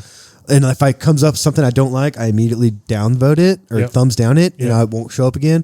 And every band that I like, because it's like 5 or 6 main bands, but each band has like multiple albums. Yeah. So it just plays like those bands that I want, like Death Cab for Cutie, Dashboard Professional. I like Death Cab for Cutie and Postal Service, like Ben Gibbard. I don't know. I really think like Ben Gibbard's like this very talented songwriter and musician. I like the shit he writes about in his songs. Yeah, Spotify. And, Bright Eyes is on there too. Randomly, I started getting more into Bright Eyes.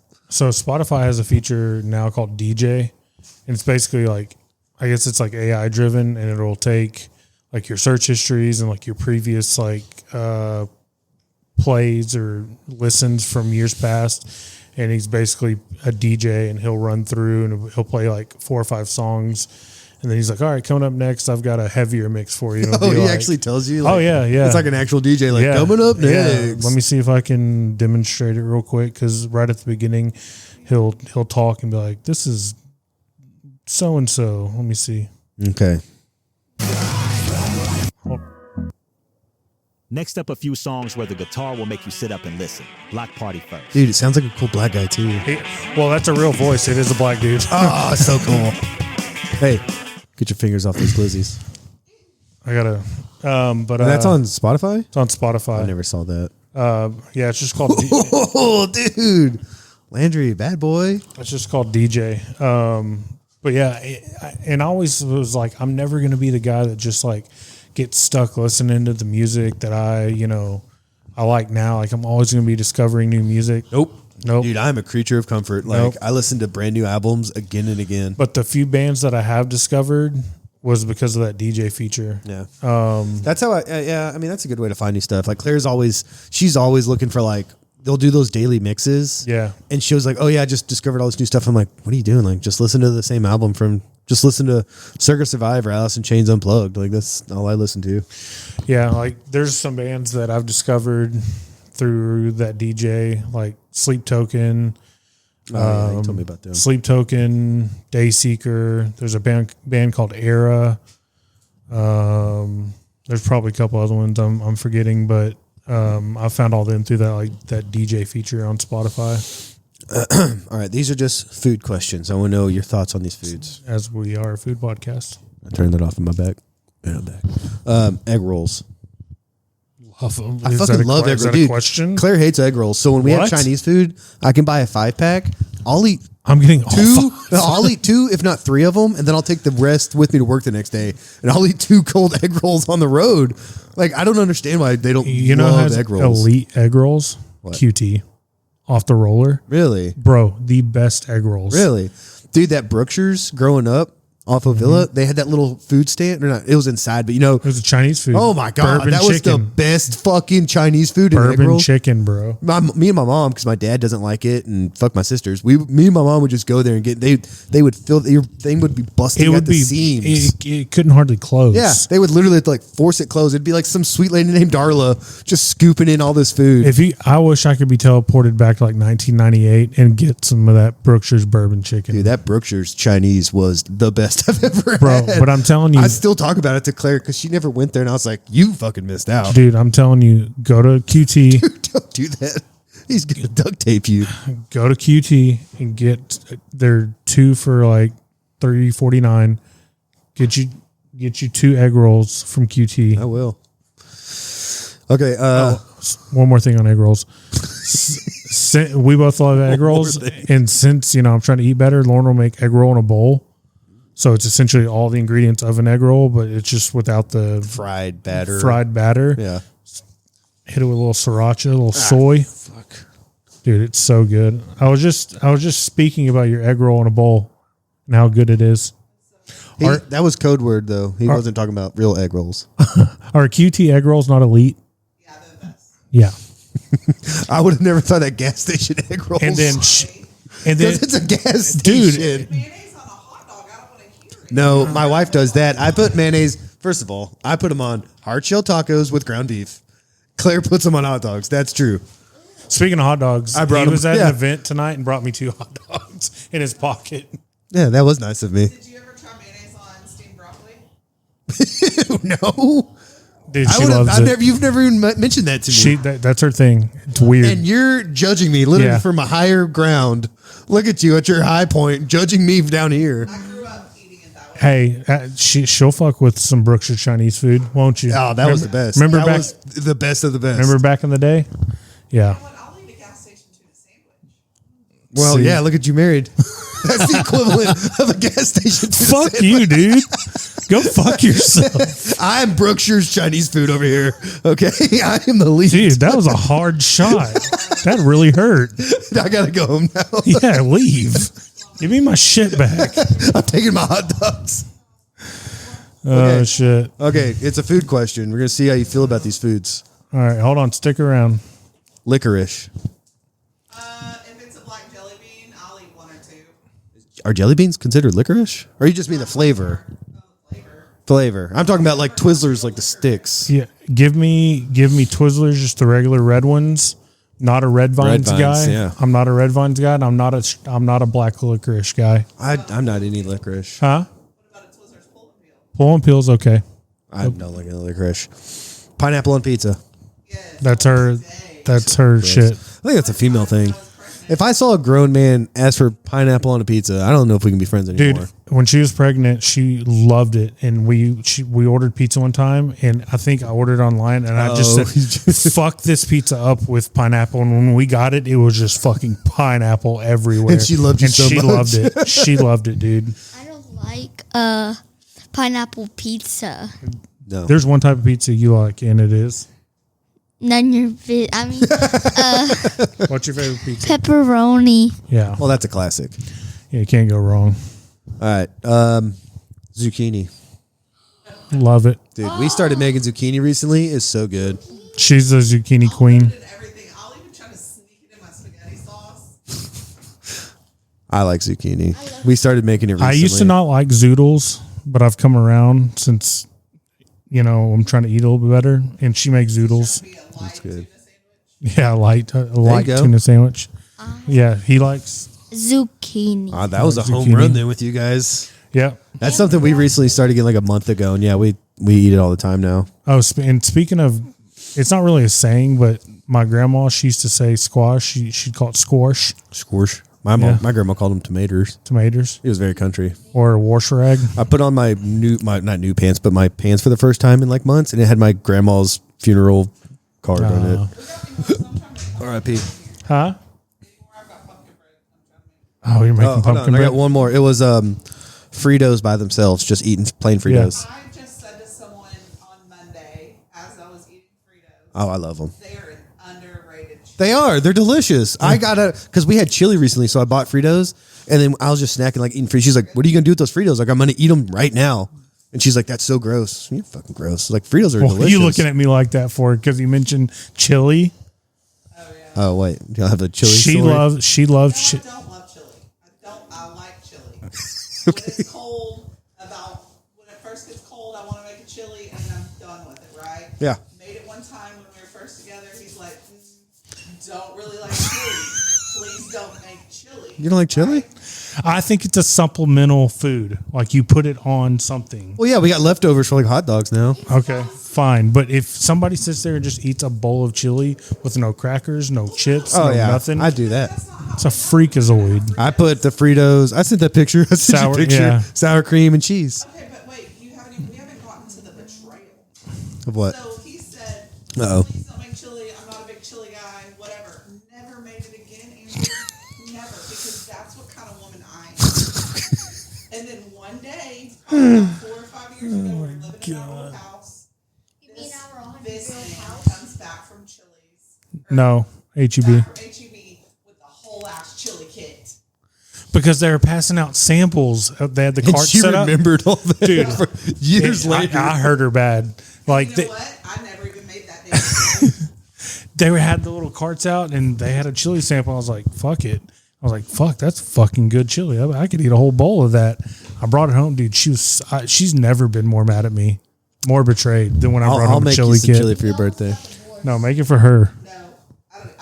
Poor Landry's never going to grow up like knowing the taste of chili because of this feud. As much as his palate is very advanced, he doesn't really fuck with ground meat, like ground beef, that much. Him, yeah. He'll eat tacos, Soft tacos. but that's about it. Put a little Miracle Whip in it. But Like, I was going to say spaghetti, Nope. sloppy Nope. joes, Nope. beef Nope. stroganoff, Nope. like some hamburger helper. Nope. That'll change. Nope. I hope so. I mean, the kid's got to eat some hamburger helper sometime. Pizza. What? Mussels. Ew. Sushi. Salmon. That was the other one I had with salmon. Oh, we love salmon. I like it, but Claire gets the one where there's a fucking skin on the back, and then she's like, "Oh, make sure there's no bones in it." And I'm like, "I'm not." There's like little bitty fragments of bones in them. Fresh salmon. Whatever salmon we get. Do you get it out of the can? No, we No. buy it from Aldi. So do we.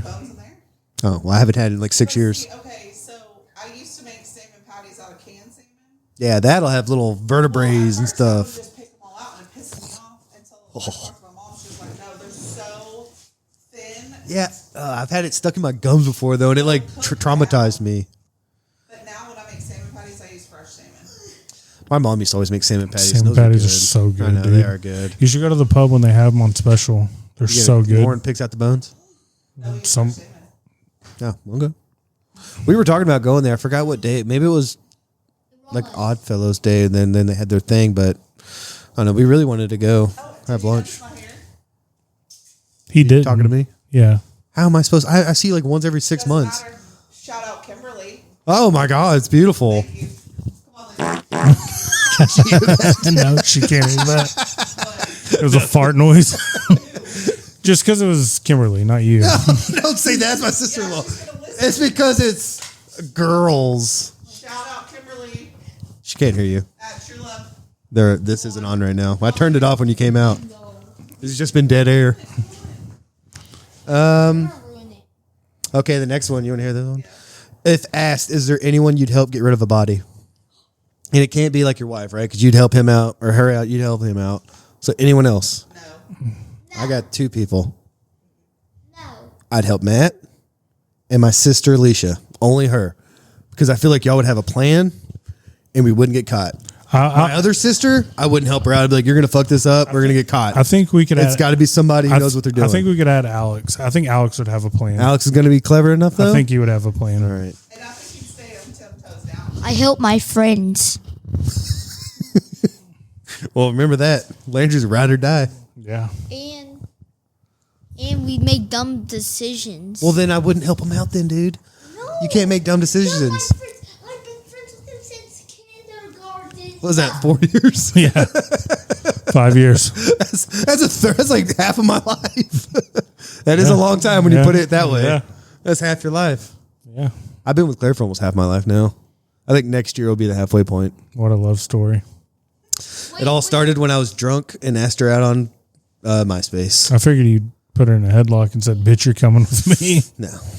First date, took her to Wendy's. Dollar menu. Snuck her into the movies. Back in the day when we had it all, we had 24-hour Walmart. Yeah, it was the Wendy's in Lancaster with like that little sunroof and everything. Oh, yeah, little sunroom. And then I knew what door to kick open. So I like went in and like fucking What are y'all talking about? Fonzie the door open and let her right in. There you go. She hadn't left me since. There you go. That was it. That was the move. What? Did you dine and dash? At Wendy's? No, I paid for Wendy's. But we snuck into the movies, though. Watched 2 movies. We watched Fantastic Four and Hostel 2 on our first date. It makes me sad that movie theater is such A shithole. He worked there. I was talking to Billy about that the other day because I came home from work yesterday and it smelled like burnt popcorn. And I had all these flashbacks like, you know, if you burnt the popcorn twice, they'd fire you. So I texted Billy and I was talking about that. And he's like, dude, that was 20 years ago. I was like, yeah, that was a long time.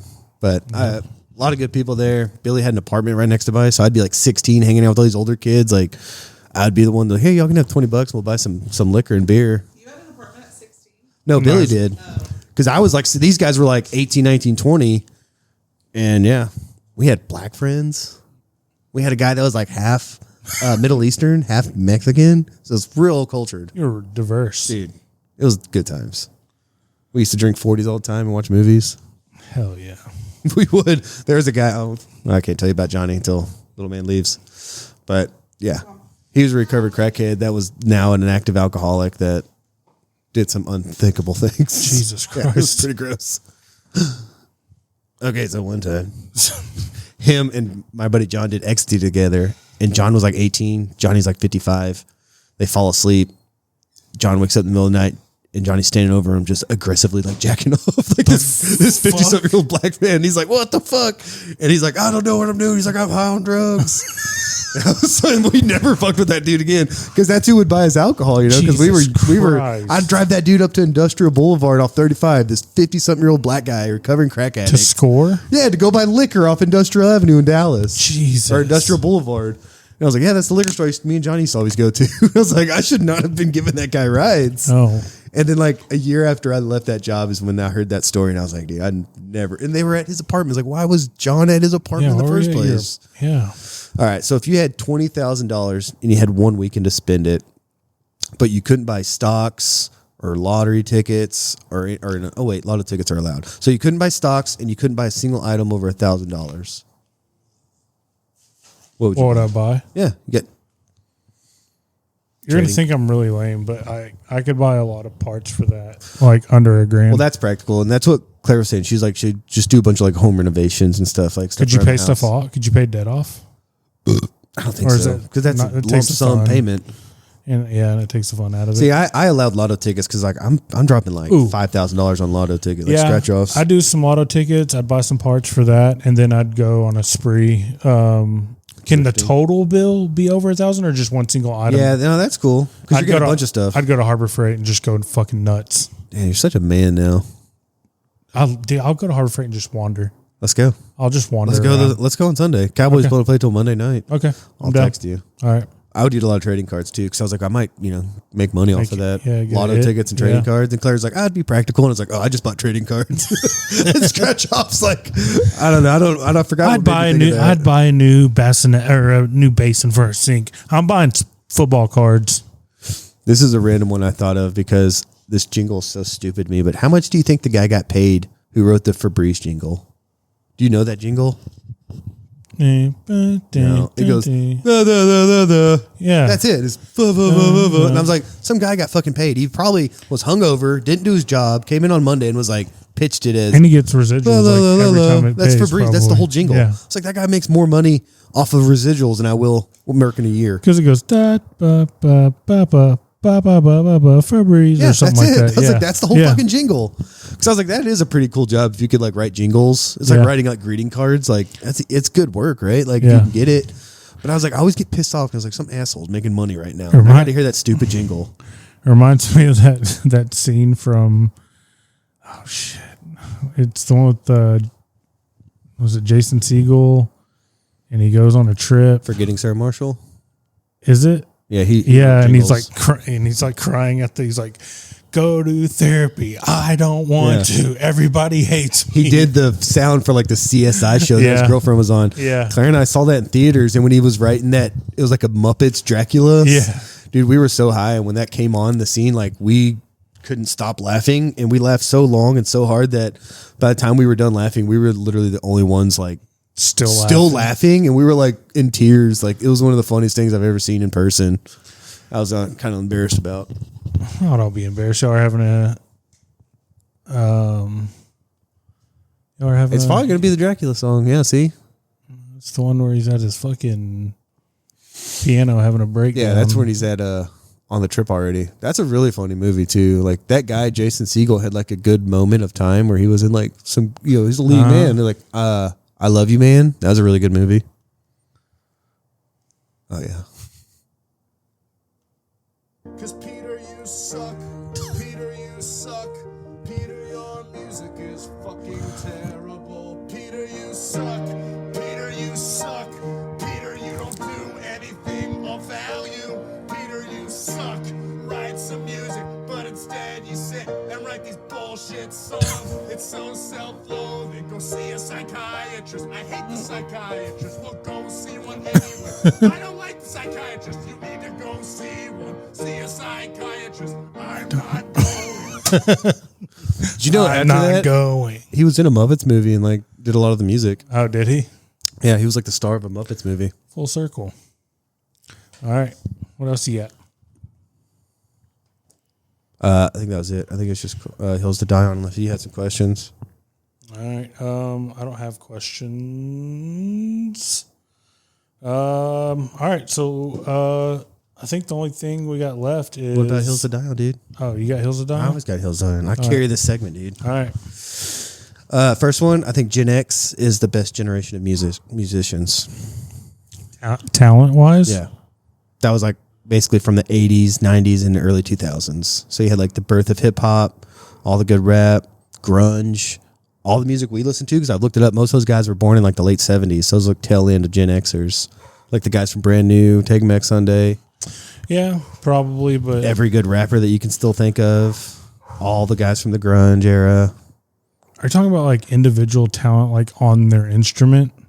I mean, just overall, like bands. Like they literally created like multiple genres of music, like hip hop and rap. I get like Sugar Hill Gang was like late 70s, but really it blossomed in the 80s. So most of those guys were probably born in the 60s and 70s into the 90s, right? Like all the big Yeah. hip hop artists you can think of. And then every grunge musician, like that was a whole new genre of music that was Yeah. created out of. And then the shit that we listened to, most of those guys, most of those bands we were talking about, that was the tail end of that generation. Yeah. Kind of wrote the soundtrack of our adolescence. Yeah, I guess I was thinking when you said that, like just talented, like at their respective instrument or. Well, yeah, because I get like there's no like single guitarist that I could point out, but like as an overall band, like cohesion. Yeah, like they produce some of the best. Yeah, you might be right in the way you're thinking of it, but like, man, they just created their own genres of music that'll stand forever.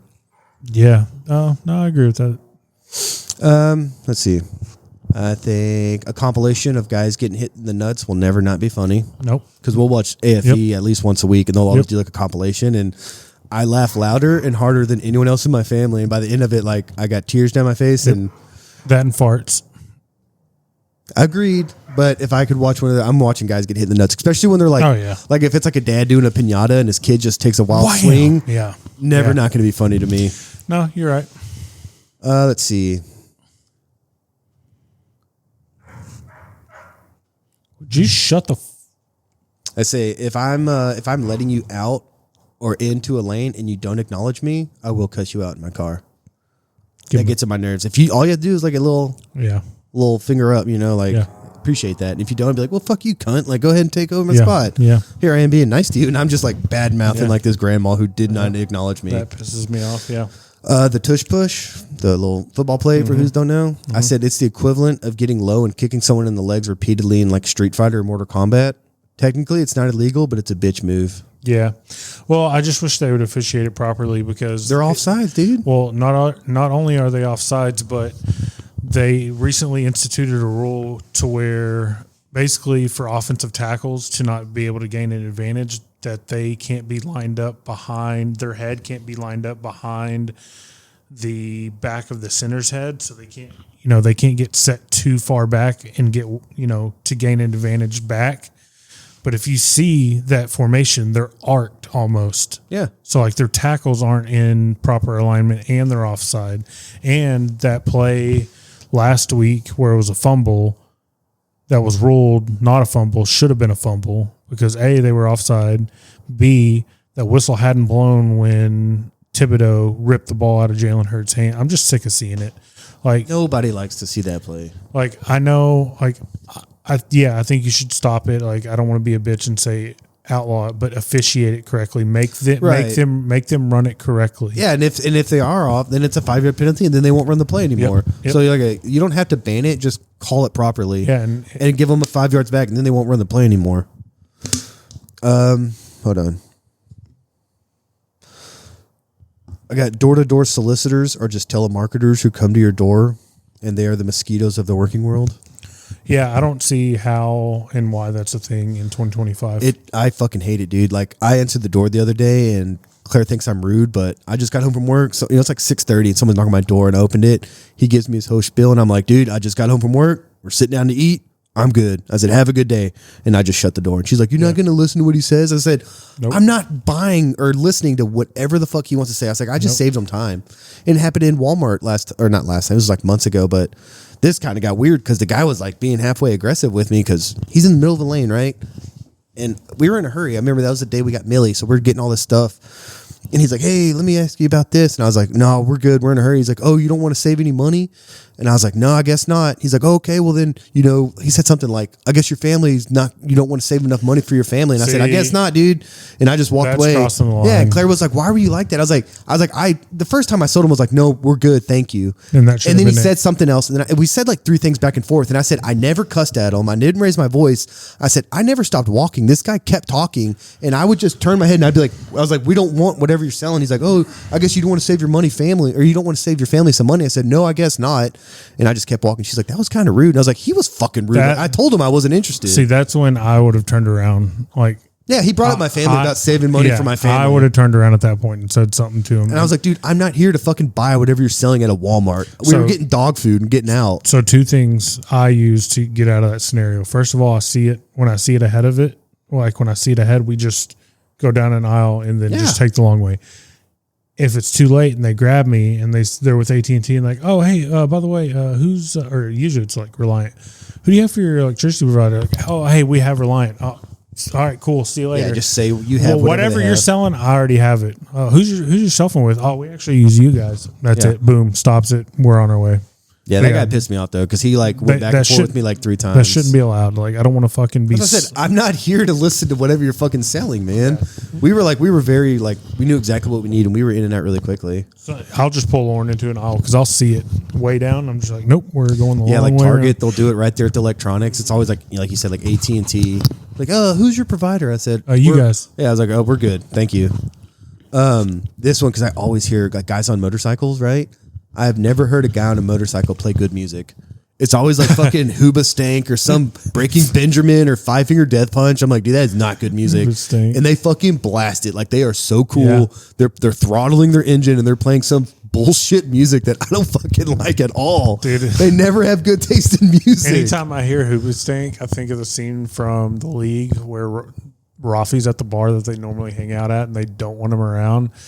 And he thinks like they're bros. He's like, all right, bros, I'll be right back. I'm about to put $8 worth of Huba Stank on the jukebox. I'll be right back. $8 for the Huba Stank. That's like 2 full albums back to back. Yeah.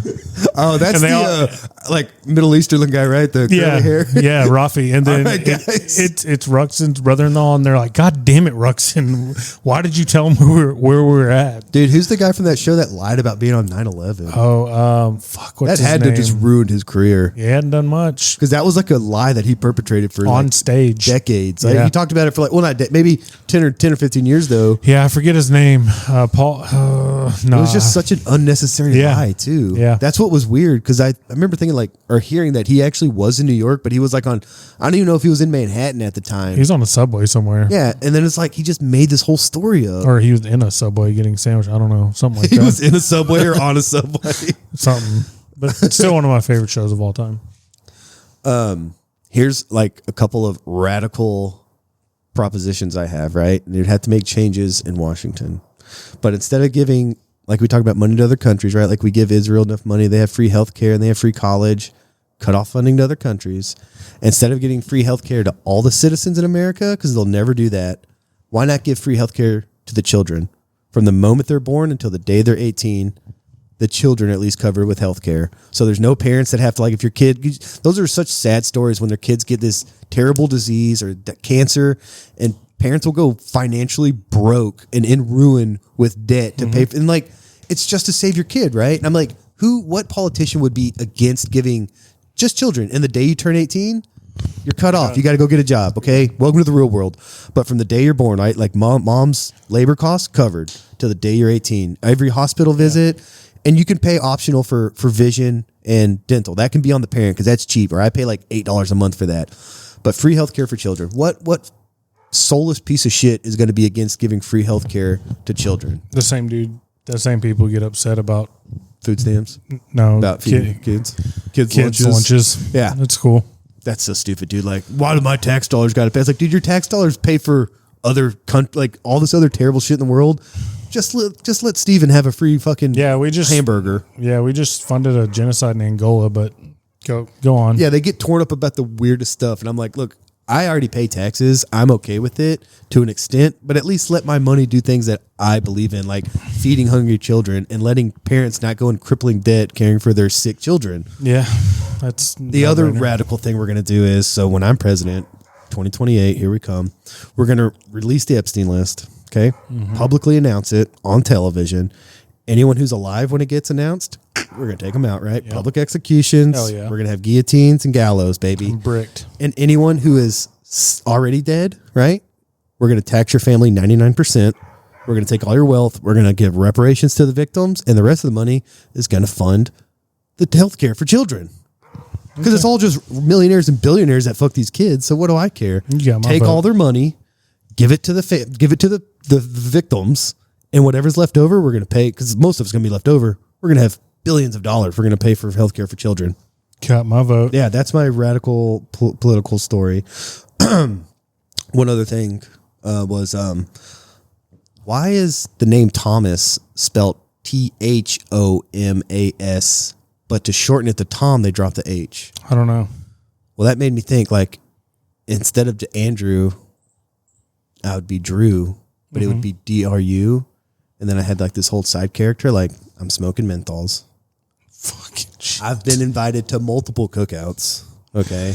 Probably listening to jazz. Are you saying my alter ego would be so Are you saying cool. this was because the only other Andrew spelled that way is Andrew Jones and he was black? Maybe. And he was a fucking great center fielder. Yeah. Like growing up, I thought that was so cool. Like Andrew Jones, like catching. I remember watching that World Series in like '96 with the Braves, and I'm like, I'm gonna have to change my name. Like, I'm the next Andrew Jones. I'm dropping the W. Yeah, I was like, why does Tom? And I know Tom York from Radiohead spells it that way, but it's just so weird that Tom is short for Thomas, but they take a whole letter, they change the whole name. So I was like, well, Andrew, I'm gonna be Drew.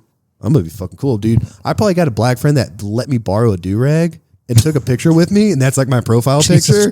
Like I had this whole like side like persona, and I was like, dude, I'd be so fucking cool as Drew with So cool. DRU. You kidding me? No, you'd be like Kip's fucking brother or Napoleon's brother from. Yeah. You'd be Kip. Now I picture that as being You'd be Kip from Napoleon Dynamite. Okay, he still got a baddie. He got, what was her? Letitia? Yeah. Something like that. Something like that. Okay, well, I am friends with the black community. I'm from Lancaster. Speaking so I can of the say World that. Series. That 18-inning game, dude. Yeah. I haven't watched a second of it. Me neither, but I don't want have to Yeah, because it's turning out to be a good series. one of the attorneys in our office is from California. He's a fucking Dodgers fan. He's fucking insufferable. Oh my god! And he's 7-0 in our fantasy league. 8-0 or 7-0. God, he's so fucking insufferable, dude. Ugh. Like, Dodger fans and Chiefs fans, I'm putting them in the same boat. There was some lady at the trick or treat thing, and they're older, right? They're probably like grandparents. Maybe their grandkids were there, and of course they meant well. But he's wearing a Kelsey jersey, and she's wearing it says "In my Chiefs era." And I was like, dude, y'all are only fans because they're A, they're winning, and B, because Taylor Swift. And they had all this Taylor Swift stuff up on their decorations. And I was like, I just want to fucking punch some old we were people so right now. close to them not being relevant this year, and now they're going to just go right back to the AFC Championship game. You think so? Yeah. What, because like Mars got hurt or something? Because like injuries kind of opened No, up they're that. just playing better. They're playing better. See, I don't really keep like all the other guys in the league are like, oh, keep an eye on this game. I'm like, y'all are watching other games. Like, I'm lucky I can watch one game and it's the fucking Cowboys. I only watch one game, but all these other guys like, oh, it's red zone all day today, and I'm like, y'all no, like, I don't do that. Yeah, I was like, I don't know. I just rather hang out with the three other people I actually really care about. For instance, the Sunday, like we did because that's the one day we have off together. So Right. I recorded. I didn't start the game. You know, I sent out my text to you and Alex. I'm like, hey, I'm going dark. Blah blah blah. Yeah. Like I don't watch games on time hardly. Like because we're out doing stuff, and thank God, you know, the greatest invention ever given to man is DVR, and I can record it and watch it. But no, I don't get to watch NFL. Even Monday nights, like I don't get to. I didn't watch any of it. Like, because Monday nights, Lauren is at work and it's just me and Landry. And so I'm cooking dinner and bath and homework. And then by the time I sit down, it's 9:30. And then I take my 30 minutes or an hour and then I'm in bed. Well, Except for cool, this though. Monday, it'll be different. Like, Yeah. I'm going to get all that done super, super early. I'm going to have stuff like fixed for dinner. So I can just pop in the microwave, homework out of the way. And then, hey, bud, here's a phone. Bye. Go. Yeah, Cowboys are on. Monday night. That's what I told Claire. I was like, I'm going to buy like the giant Jersey Mike's sandwich, and I might get one to go. It's like, Cowboys play that night. It's like, I'm just going to eat the other sandwich. I sent y'all that TikTok about the sandwiches getting smaller. That's bullshit, dude. The Shrinkflation, right? They're same prices, or prices go up and the product gets smaller. Well, because, you know, anytime private equity or any VC, like venture They just try to squeeze all the profits out. Yeah.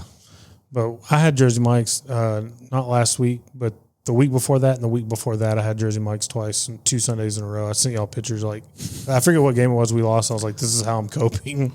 I let Claire look through our group text sometime, and she's like, all y'all do is talk about hot dogs and football. I was like, look, Matt just sent me this hot dog video. I was like, she's like, is that a hot dog lasagna? I was like, fuck yeah. And she actually thought it looked good. And she's like, she's looking through, it's like hot dog memes, hot dog videos. And then today I was like, hey, I'm going to take these hot dogs to Matt. She's like, y'all only talk about hot dogs. Dude, I know exactly how I'm going to reheat these two. I've been thinking about Those it. are good, man. I don't know. I don't think they're what they do, but those are genuine, like some of the best hot dogs I've had in a long time. I'm going to get a paper towel, damp. I'm going to take them out of the foil. I'm going to wrap them. They're so good. Steam the bun. And I got 2 more at the house, dude. I literally had 4 hot dogs in my pocket. That reminds me of fucking the league again. Fucking Rafi always had a pocket dog. Well, because we went through and I got some, and she's like, Ellie's like, you gonna eat those? Like, no, these are for Matt. I'm gonna save them. Or I was like, these are for me for tomorrow for work. And I was like, oh, she gets some for Matt. So I got Ellie and Owen. I said, y'all go through the line again. Tell them you want one hot dog, because they were last time they had like a stack of them, dude, like a beautiful mound. And I loaded up. Dude, I took some home with me last time. This time they had a nice old lady handing them out. So I said, okay, children, you're cute. Go up there and ask politely for 2 more hot dogs. And I said, those are going to be for Matt. Yeah, who's got a good dog? IKEA. Millie. Oh, yeah. IKEA. We went to IKEA on Sunday. I thought they just did Swedish meatballs. No, they have a cafeteria and they serve like the meatballs and other stuff. But then at the front, they have like an express cafe and they have like hot dogs and other little crap. Dude, they're IKEA. What's better, IKEA or Costco hot dogs? Costco. Oh my God, hands down. Are they still the same price? Same price. That's great. God bless them. It's like that and like Arizona Tea are like our only allies for the working class because they haven't gone up, you know. Have you seen that clip of the iced tea guy and he's talking? He's like, look, like we have no debt. He's like, everything's paid off. Yeah, he's like, we're just making money at this point. He's like, and that's such a cool fucking mindset. That's like Ben and Jerry's ice cream. Like they're the kind of they're not pieces of shit either. Like just actually good people who made it in like this cutthroat market and just stayed good people. Like I can appreciate that. Yep. No. Yeah, you can still go to Costco and get a good size hot dog and a drink for $1.50. Oh, and a fountain drink. I was gonna plan like we should go on Sunday, but we're going to my parents' house for like my birthday. I like how I didn't even get to choose that either. Like they're like, "Hey, we're doing this, and this is what we're gonna eat." And I'm like, "No one's gonna fucking ask me what I want." What I want? Yeah. Mom says we're gonna have hot dogs and hamburgers, which I'm cool with. Fine, yeah. But she makes like this thing she makes fantastic 7-layer dip that I love. Like I fucking tear up 7-layer dip.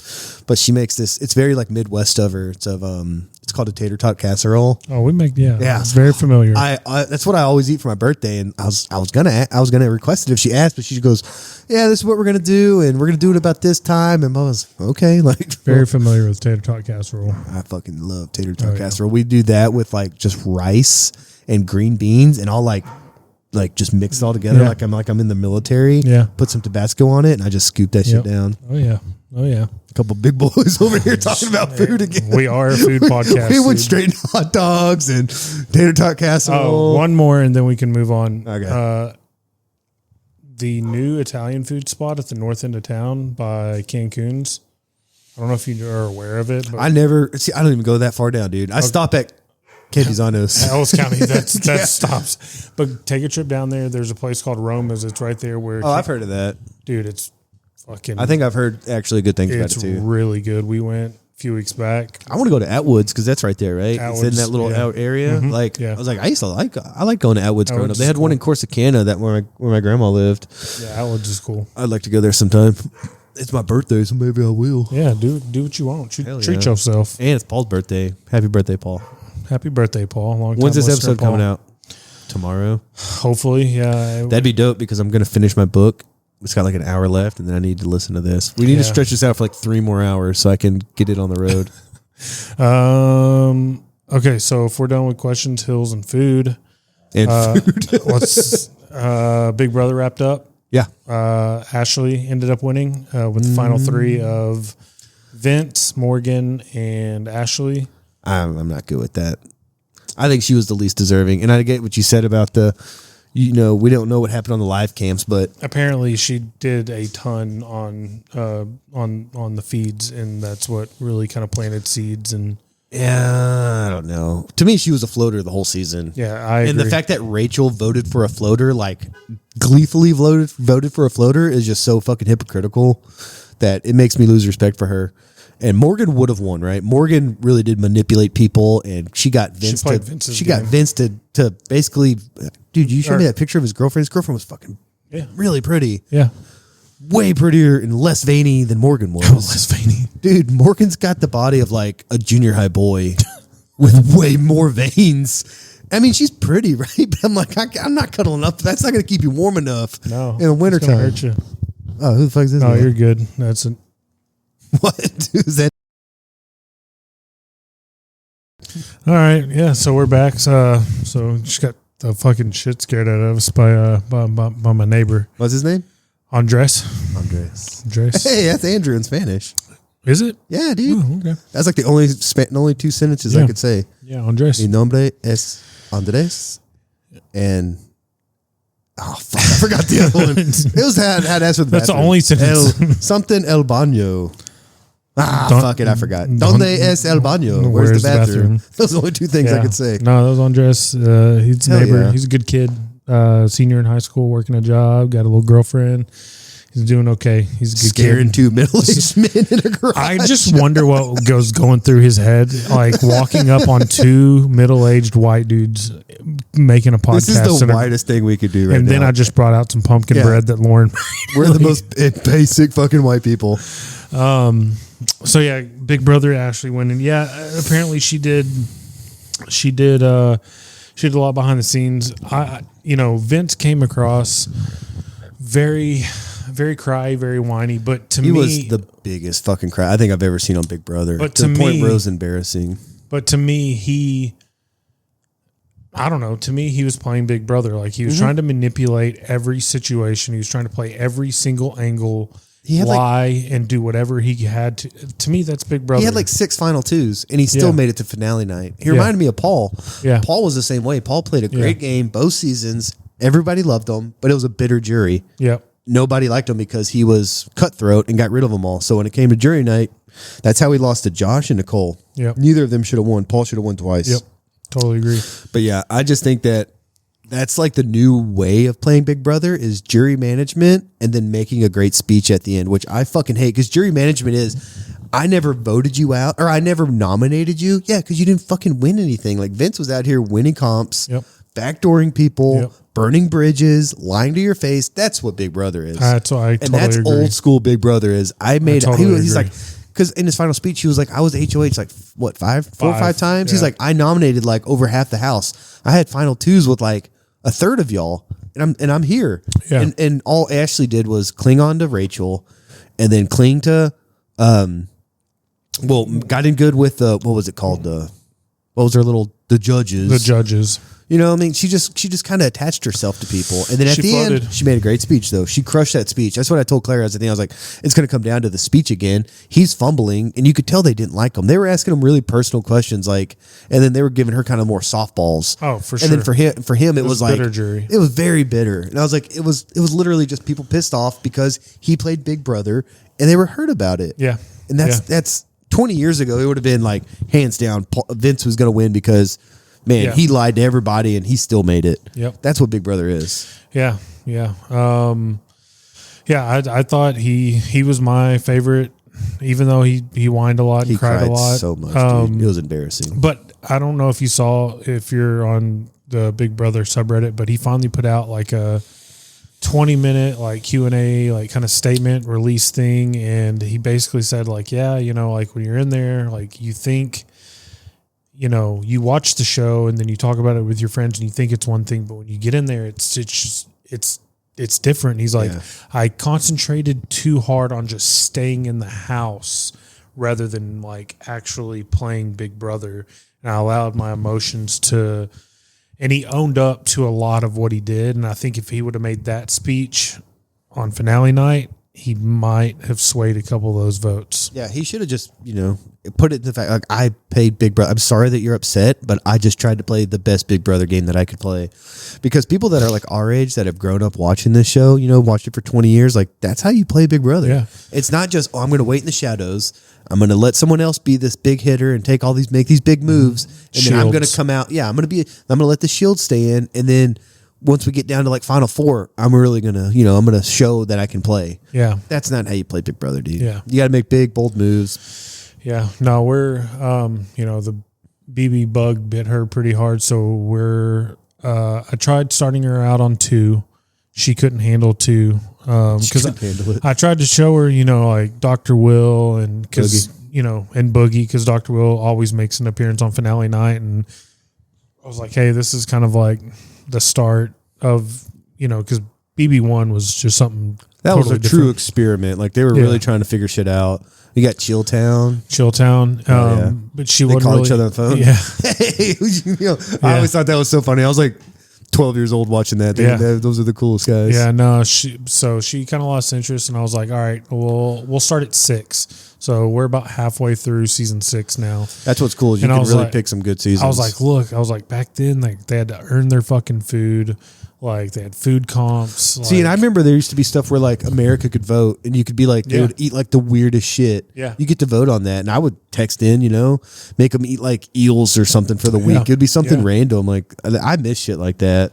Back when it was like true have-nots, and Yeah. like now, if you don't want to eat slop, like what are they gonna do? Kick you out of the house? Like there's all these assholes that just purposely break the rules. Like it's usually like these big muscular guys are like, I'm not gonna eat that. I'm just gonna keep eating my whatever protein shit. And Lauren was, because they had have-nots, like they half-assed the have-nots this year, and I'm like, babe, back in the day, like they had a week of fucking slop. And then every week there would be new have-nots, or every. I feel like they only do it very occasionally now. Yeah. The first week they'll take volunteers. Oh Yeah. I'll do it. And that's Yeah. how you kind of earn some favor. Yeah. But yeah, back in the day, it was a big deal back in the day because It you were was. going to be fucked that week. Yeah, and back then, if they didn't win a food comp, they lived on PB&Js all week. Which I can do that. I could do that. I could do that all day. all day. All day, brother. But yeah, I don't know. Keanu is still my boy. Like I love Dude, that Keanu, dude. Like that's my vice president right there. I vote for that ticket. That's a all good day. ticket, That's dude. a good ticket. We're going to give That's a good healthcare to ticket. kids. We're going to kill pedophiles. It's going to be me and Keanu, just me and my boy. And then Kicking it. D&D will be the national game of the United States.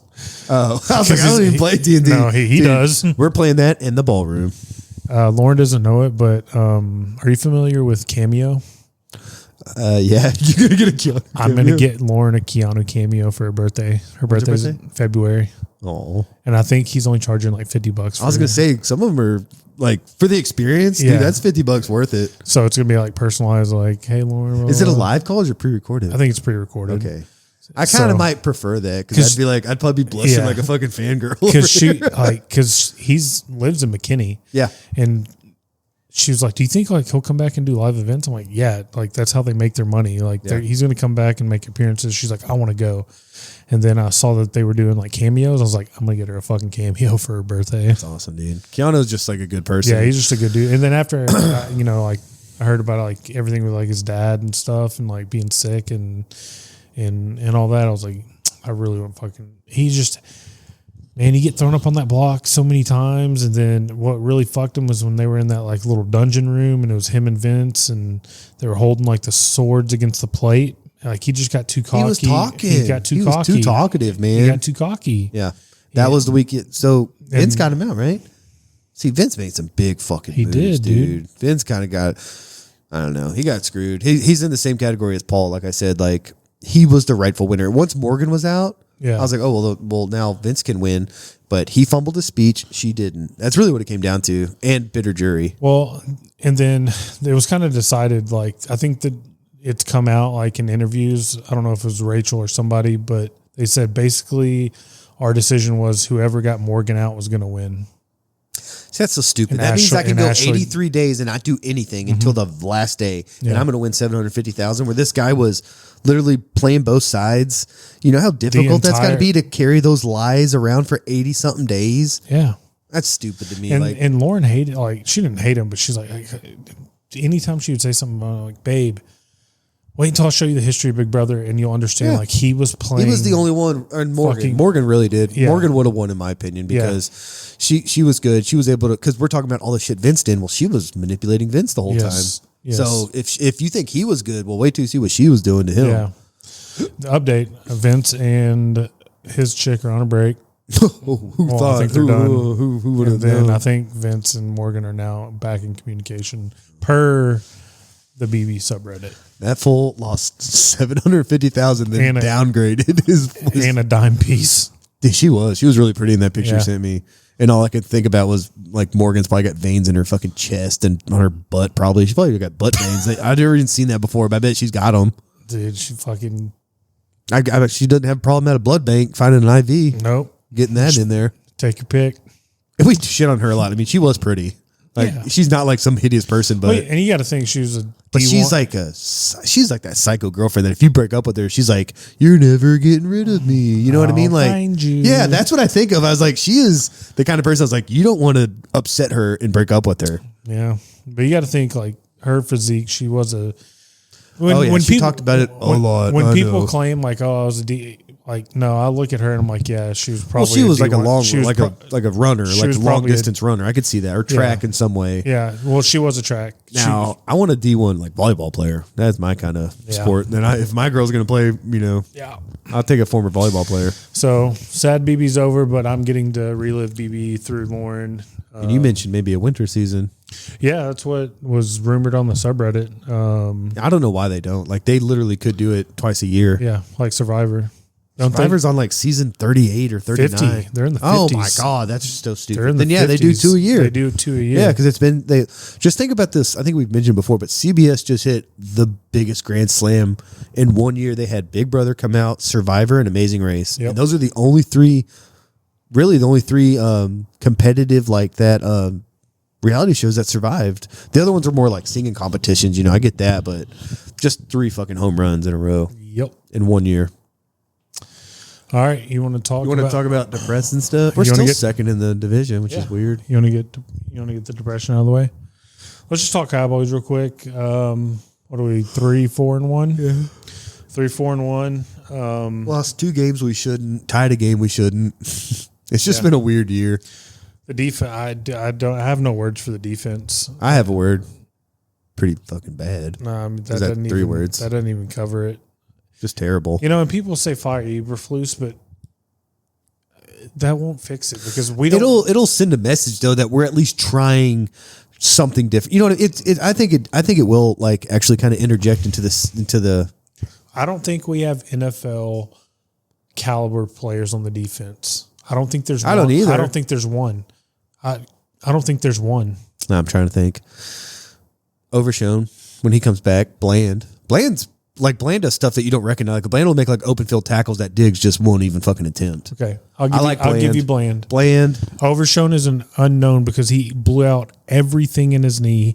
But look how long it took Javonte Williams to come back. But he came back pretty good. After it took him 2 years. Oh, and it was less of and it was just an ACL tear. I'm still trying to think of like good. Where's Osa this year, man? Exactly that guy got paid? Exactly. Pretty good money. He's not doing anything. I like Leafal, but he's rookies though. James, pretty good. Sherwin James, at least compared to the linebackers we have. We have no linebackers. We have one starting corner. We have no safeties. D-line. I saw somebody, that was in the post game. They were talking about, this guy was like, I was curious. So I Googled like the average defensive end size. And he's like, the average is like 275. He's like, our guys are like 251 or something like that. He was like, our guys are just too small. And they're going up against tackles that are probably 300 pounds. Yeah. Like I like the guys that we have. Not so much Sam Williams, but I like Houston and I like, who did we take in the second round? Ezeraku. I like Ezeraku, but it's going to take time. And Nealon at times looks like a day one starter, but then won't see him again for a while. Clowney's not doing as much as you would expect. I would much rather if I see Sam Williams on the field, I just know like either A, it's going to be a penalty, or B, he's not going to be in the right place and he's going to blow an assignment. Well, that's how it is with Sanborn and Murray too. The linebackers, like they're showing clips of Murray like completely misreading the play, going this way when the play's moving that way, and it's over at that point. Yeah. Football's such a quick game that if you make the wrong first step, you're out of the play. I don't understand, and he's the only one that doesn't come off the field. Like we never see a James because he's got probably the mic in his head. He does, and I don't give a shit. So he's the one that stays in. Put another. I don't care. I don't want to see him. He's done. I'm done with him. He's fucking terrible. Well, he's terrible. And Sanborn just looks like he's literally in sand. Like I don't know. I like Leafal though. I feel like he's a spark guy. Like I don't know if he's not like an every down player, but he had a sack last game, right? Like he can get off the edge. He can make special teams play. That was that play against what play was that? That kind of sparked our comeback where we were down big. What game was that? Where we were down, we came back and won. I don't know. It was on a punt play. Second game of the year. It was a punt play where he just knocked a fucking... smoked. It was the Green Bay game. He smoked Matthew Golden. Yeah, on a punt play, on a punt, and he just laid. And then at that point, it was like a turning point in the game. Yeah. I don't know. But yeah, I mean, you're right. Now that you're thinking about it, like other than Bland, like if I were gonna say like this is your, top tier defensive player, I don't fucking know who else to name. Kenny Clark's a name, but he ain't playing like he's not playing like a guy from 2 years ago. I think PFF had him ranked like, I don't know, like the 85th best. And they still have Mozzie Smith on the team. That fool will come in on plays where they're just going like in a big package, like, it's definitely a run play. And I'll see Mozzie Smith come on and he'll play in for one play and go out. And I'm like, yeah, that was a first round pick. So we just saw make one play. I mean, to me, firing Eberflus does nothing because it's not going to help players not miss assignments. It's not going to help gap integrity. It's not going to help players just being in the wrong places at the wrong times. We don't have talent. We could use every pick in next year's draft on defense and probably still not be okay. But that's what we talked about in Dan Quinn's first year. And I think they did. Didn't they do all defense or was all but one? Maybe. And then 2 years later, look what happened. We're talking, yeah. But that did happen. We had one of those historically bad defenses where used every pick on defense. We're talking. And I want to say they did. It was right after the Mike Nolan year, and then it was Dan Quinn's first year, and they were all defense. Yeah, but we're talking Dan Quinn versus Eberflus. Well, that's why I think let him stick out the year, but then fire him. Oh, the offensive side's doing great. I love the new OC and the offensive line coach. All good. Yep. And when it comes to trading, I would be open to trading one of those first, but it'd have to be a guy that's preferably 25, 26 and still has a couple years because I'm not going to do a rental player. I don't want Hendrickson because he's due and we're not. Hendricks, who's that? Trey. Oh, no. The name I want is Quentin Williams. They said the Jets were willing to give him up for a second. I'll give you a third and Diggs. A third and Diggs, yeah. Or Crosby. I'll give you a one in Diggs for Crosby. They need quarterback help.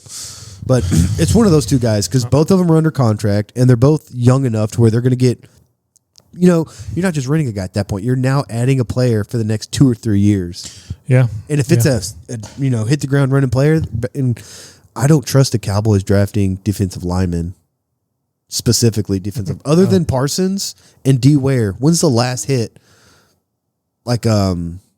Spears and who was the other guy that had the bad knees? Yeah, D-Law. Yeah. D-Law yeah, you're right, D-Law. But I'm trying to think of the guy with the bad knees that we took right around that same time. Oh, Spencer? No. Anthony Spencer? Anthony Spencer. Yeah. I was I could name maybe 3 or 4 guys that in this century. Jay Ratliff. I don't know. I'm just saying I feel like they're just pretty fucking bad when it comes to evaluating defensive linemen. Now, offensive linemen, we crush that. Guyton. Okay. He's a serviceable player, right? But then you got BB in the third. Yeah, and we drafted. Terrence Still's undrafted. Lyle Collins was undrafted, but just because people thought he murdered somebody. Well, and then, we drafted Biotish, who's good in Washington. Yeah. He got a multiple contract in Washington. Connor Williams ended up playing a few more years in the league. I'm just saying, what we need help in, I don't feel confident drafting those guys. So I would be willing to trade a pick to get a guy that's already proven to be an NFL stud. I don't think Las Vegas lets it go for more. Well, that's what they said. They said that's Mark Davis's favorite player. Yeah. And that it would have to take Max Crosby going to him personally and saying, I want a better chance, to want to go to Dallas and win a Super Bowl. That ain't going to happen. But, I just want to go somewhere and at least have a chance where. Yeah. It sucks that we're already looking ahead. I'm because Dak is so locked in this year. He's looking so good. CD and Pickens is that the best wide receiver combo in the NFL? Here's a question for you. Do you trade Pickens or do you re-sign him? I would re-sign him. He looks like he's having fun here. You have faith in Jerry that he's going to re-sign a guy early? You have faith? Just like Micah? Just like every other negotiation that he tries to quote unquote win? Well, and all he'll do is drag it out. Usually, though, he did have he drags it out, but he usually if he wants to keep a guy here, he had a history of keeping guys here that he wanted. Yeah, but he'll drag it into training camp, and then that's because it's all headlines, and then they don't have a training camp, and then they get hurt. Yeah, that was. I mean, it's embarrassing. Don't get me wrong. I'm not here to defend Jerry Jones. Any other GM, he can make these. They were saying drafting Revel, right? Yeah, he's a good player, but they're he's probably not going to play this year. He didn't play his last year in college. He's looking like a 2-year injury recovery, but he can make those picks because he's got ultimate job security. Yeah. He can make these picks because he knows he'll never get fired. Yep. But I would prefer to really like to sign Pickens, wouldn't you? Yeah. And I like, okay, so, if he'll okay. do it. And how many years does Dak have left and Lamb have back? Because I would say, like, say they each have 3 years, so I'm going to give you 3 years. You're going to play with these guys. We're going to have 3 years of you guys, or however long it is, right? 2 or 3, 4 years. When Lamb's contract is up, or when Dak's contract is up, I think Lamb is up and that'll be gone. Like, Lamb will go and Dak will go. Damn, dude, that's going to be fucking hard Yeah. to lose both those guys. Because, I'm sorry, Dak's about to break the franchise record for passing yards. Yeah. And he gets all the hate, but I've always been a he's Dak got fan. just because he's got a star in his helmet. Oh, yeah. If he was in Cincinnati or if he was in Literally anywhere. Seattle, he'd be loved. If he was in Cleveland, he'd be the greatest Browns quarterback of all time. He'd be loved. But he gets it. He gets all the hate because he's got a star in his helmet, and because they haven't made it past divisional. Yeah. Like, let's Well, be that's not- honest. And it's Yeah. a team sport, but the quarterback takes all the glory and gets all the blame. Yeah. But if you're the quarterback for the Cowboys and we haven't done shit in 30 years, like, they all kind of deserve it. And I Yeah. love Romo and I love Dak. Just to highlight how well he's playing, I think he came in to last week's game against Denver, leading the league in QBR, completion percentage, and maybe touchdowns. And with as bad as a game as he had after this week, he still leads in all those categories. Well, That's how far ahead he was. Those 2 interceptions were really bad, though. The one before the half where they could have one probably played for a field goal, and you could have set the record there. But Dude. he They were kn- hyping it. But he knows that field goals aren't going to cut it with this defense. Okay, but that was, I believe it was 27-13 or 27-10. That would have made it 27-13. You would have got the ball back. You score again. Now it's a 7-point game. Yeah, but he knows field goals ain't going to cut it. Yeah, but you also have a kicker that can make it from 70 fucking yards. But field goals ain't going to cut it with this well, defense. then why did they kick a field goal from the 1 yard line on the first drive? Because it was the first drive. But field goals aren't going to cut it. They weren't down by 14 or 13 or however. At that point, though, you could have made a 10-point swing coming out of the second half.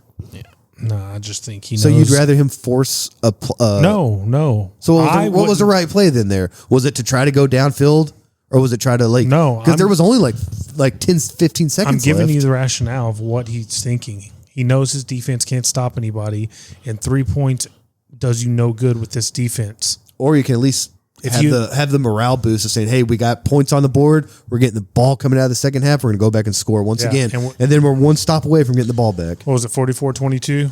44-24. They had a score garbage time touchdown. Was it 22? Pretty sure they lost I thought they lost by 20. I thought it was 44-22. Nah, we lost by over 20. Okay, so we would have lost 44-25. Honestly. Like, he was just he knows field goals aren't it does us no good. Well, neither is Because throwing up the middle of the field into 2 DBs. Well, I'm when just you need saying the 7. alternative is turn the ball over or get 3 points. And I feel like you're defending the turnover. I'm defending the turnover because our defense is that bad. If we had a halfway competent defense, I'd say no, you play it safe, you go for the 3. But we don't have a defense that can. RJ Harvey didn't score all year, and he got 2 in one game. Yeah, he was on my other fantasy team too. I was getting alerts for the first time. Like I didn't know that guy was on my fucking team. I want to go back and count how many dudes got their first career touchdowns against us this year. Our defense is so bad. Tetero McMillan got his first 2.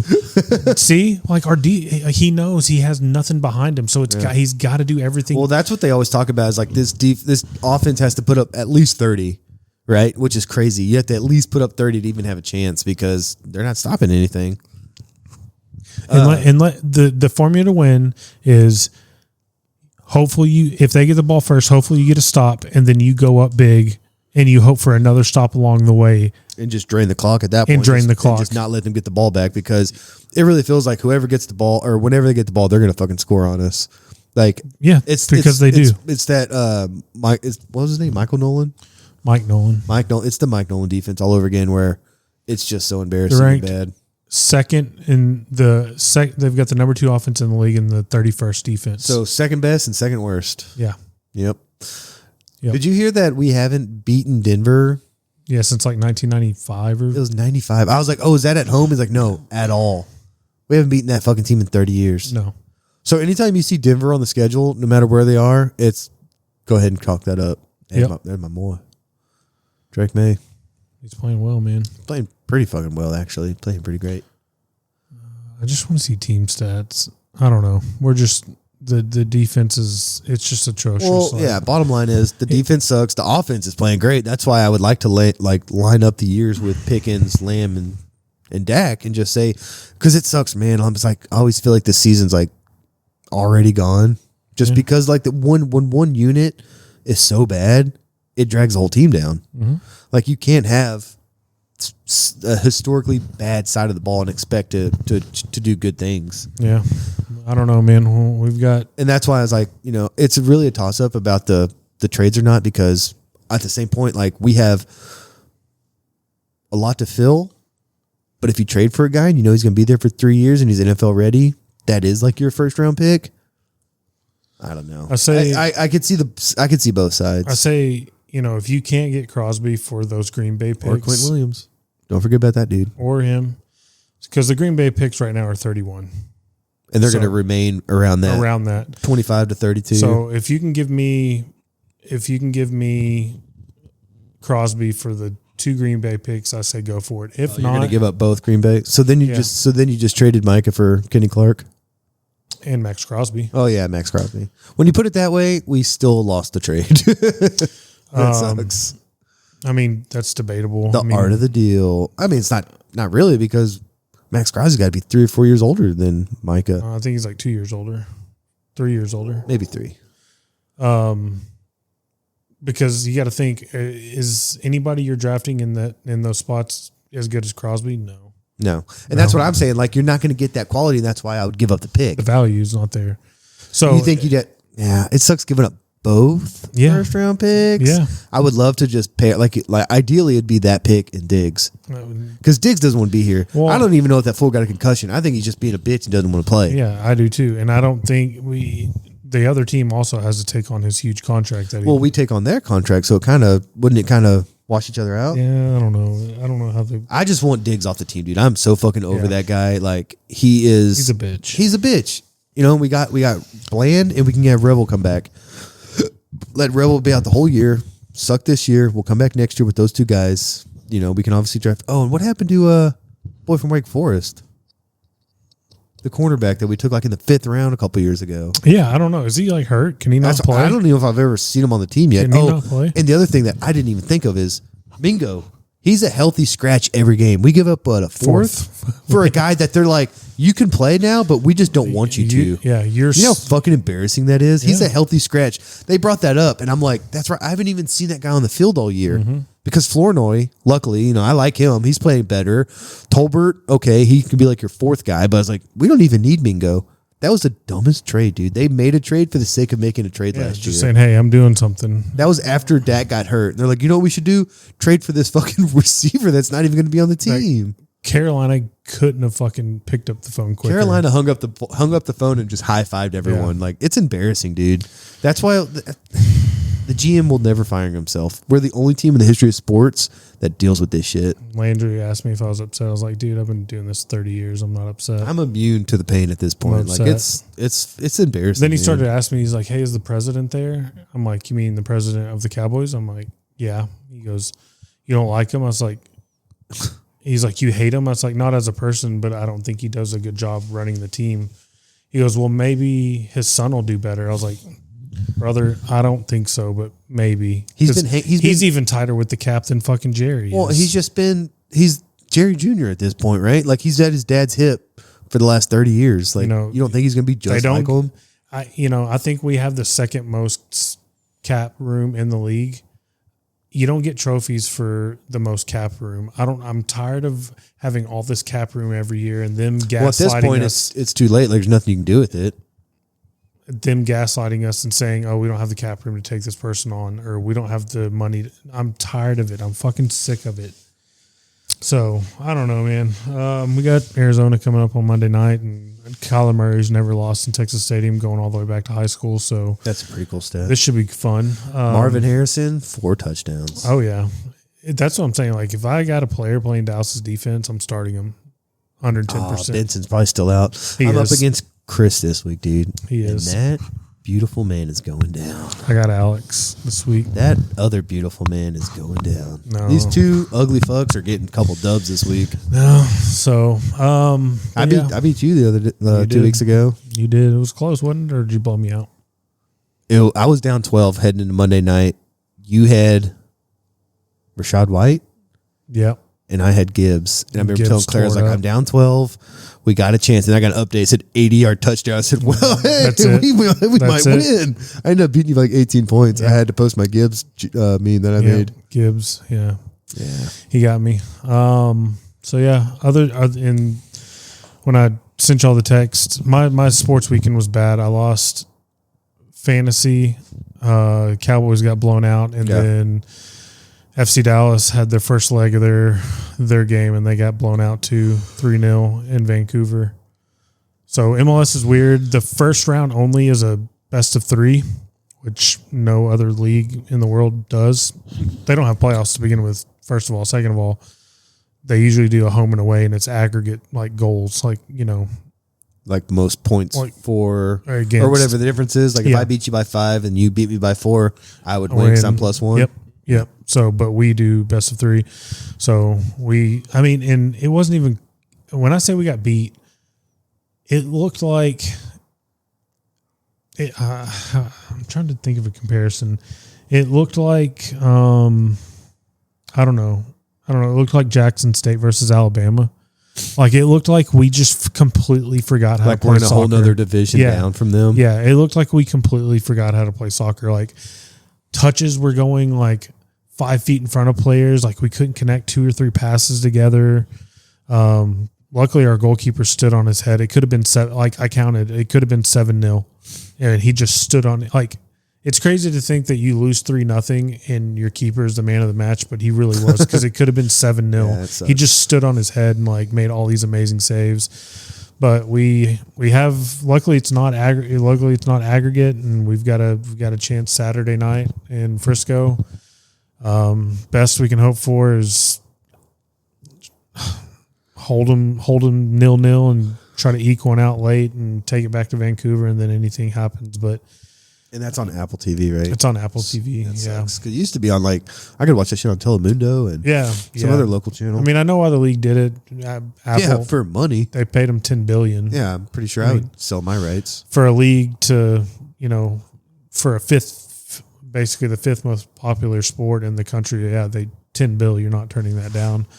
But I still have to spend $99 or $120 to watch my team play every year. But yeah, I don't know. We shouldn't even be in the playoffs, because we went, and when I say unbeaten, in soccer, draws count as being unbeaten. We went our last 13 games unbeaten. We went on a really good run to really go. Cool. We were 13th or 12th in the West and made it to 7th.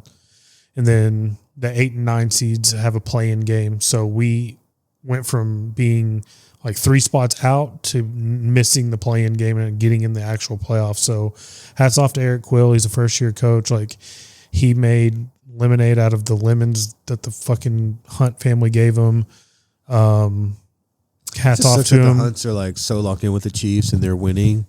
And you can tell they don't give a shit. Well, they're only winning because they got Patrick Mahomes. Before that, you could draw it was a crazy. You're right. It is one player. One player and one coach. It was a crazy parallel, like FC Dallas and the Chiefs, and like how they're mediocre. I mean, granted, like if we had a generational player, we would trade him to Green Bay. It's a lot like Golden State. Like Golden State growing up was just like a garbage franchise, and then they Curry and they put the team around them, and now they're worth like $10 billion. Yeah. So, but yeah, hopefully Saturday we can just kind of keep it close, but it's just a matter of class. Like Vancouver, they brought in Thomas Muller, who's a German legend from Bayern Munich. Yeah, I used to play with that guy. Yeah, like he's a World Cup winner. That's like one of the only players I recognize. Yeah, he was really good, and I'd always be Bayern Munich when I play FIFA. Yeah, so they brought him in like August, and like he scored like 7 goals in 7 games, and they have another national teamer on their team. Like it's just,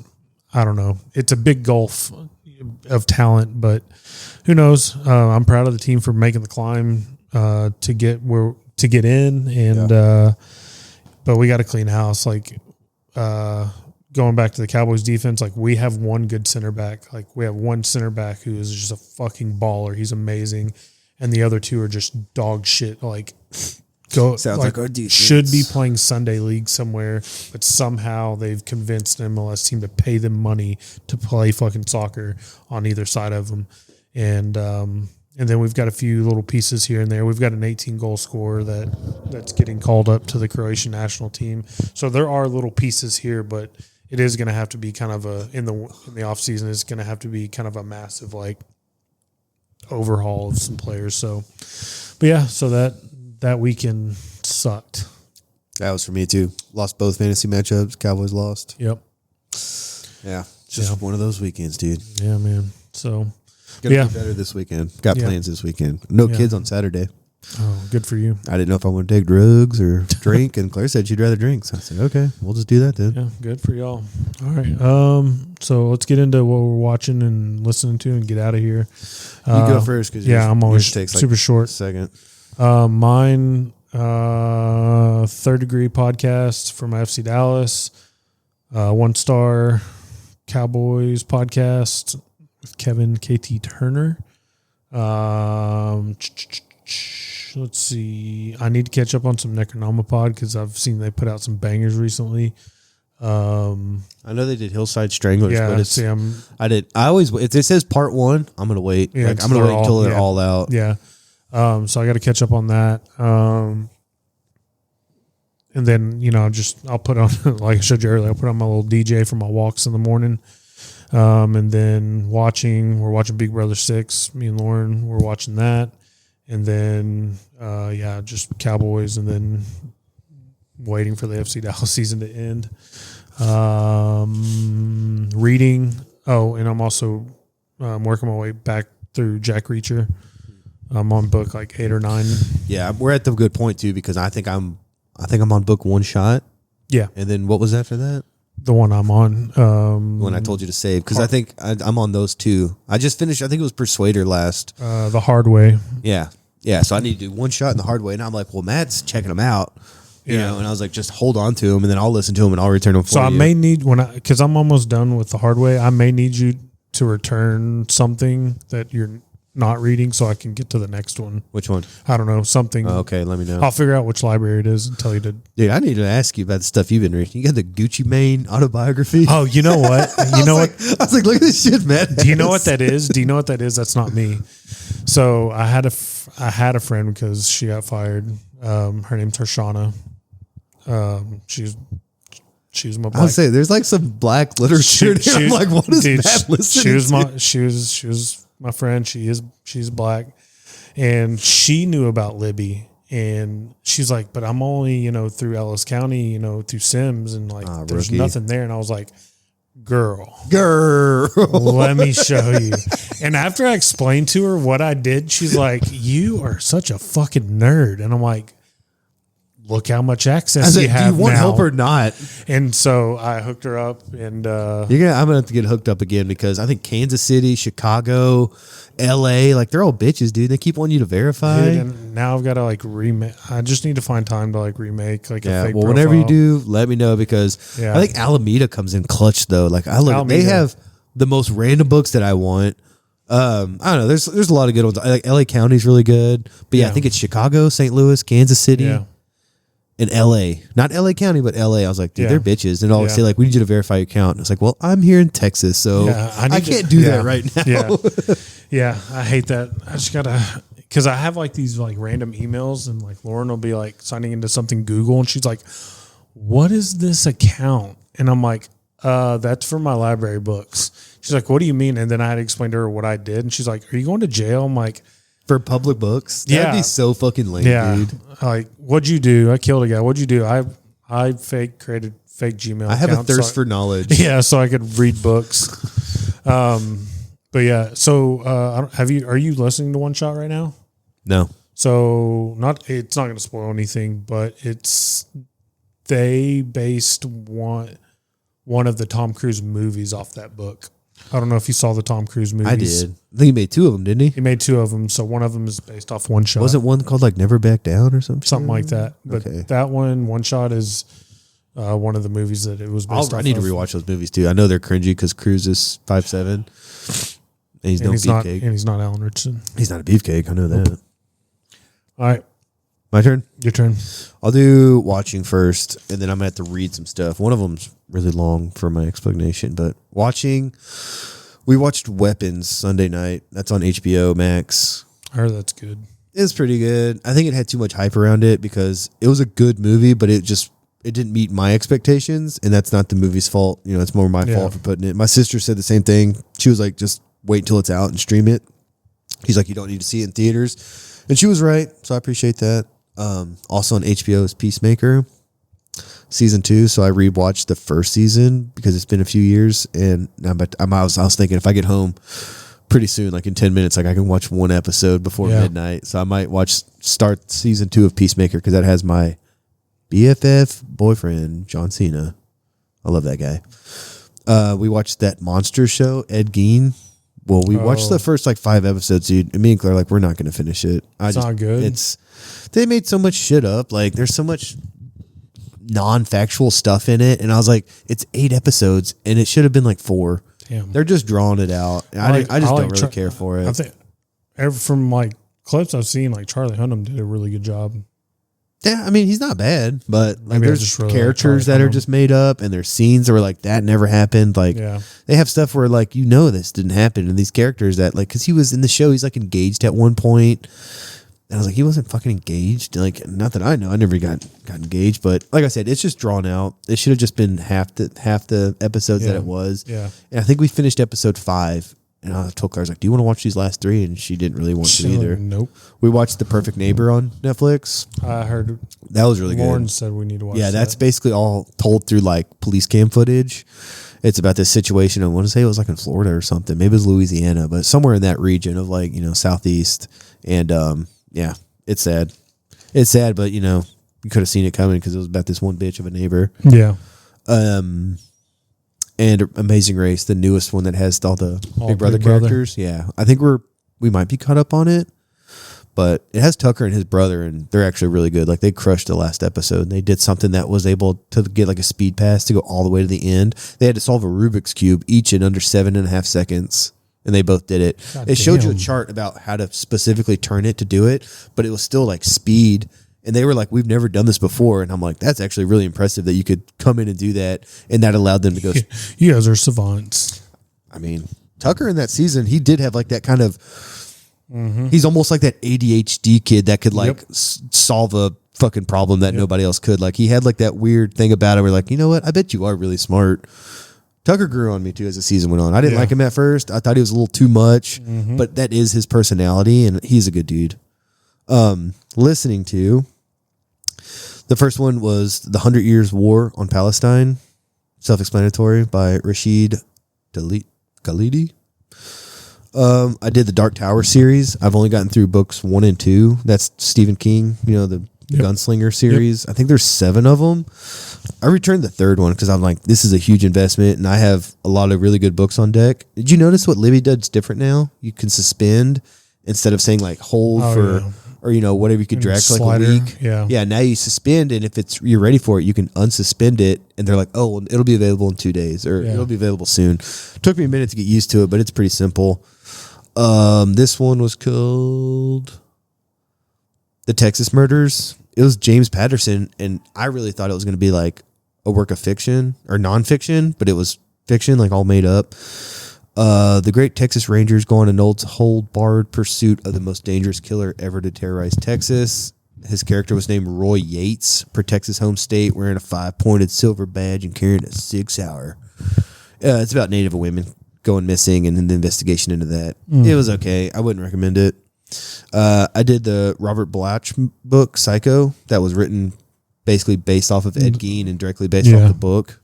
It was pretty good. It was exactly like you would think from the book. Like there was nothing different about it from the movie.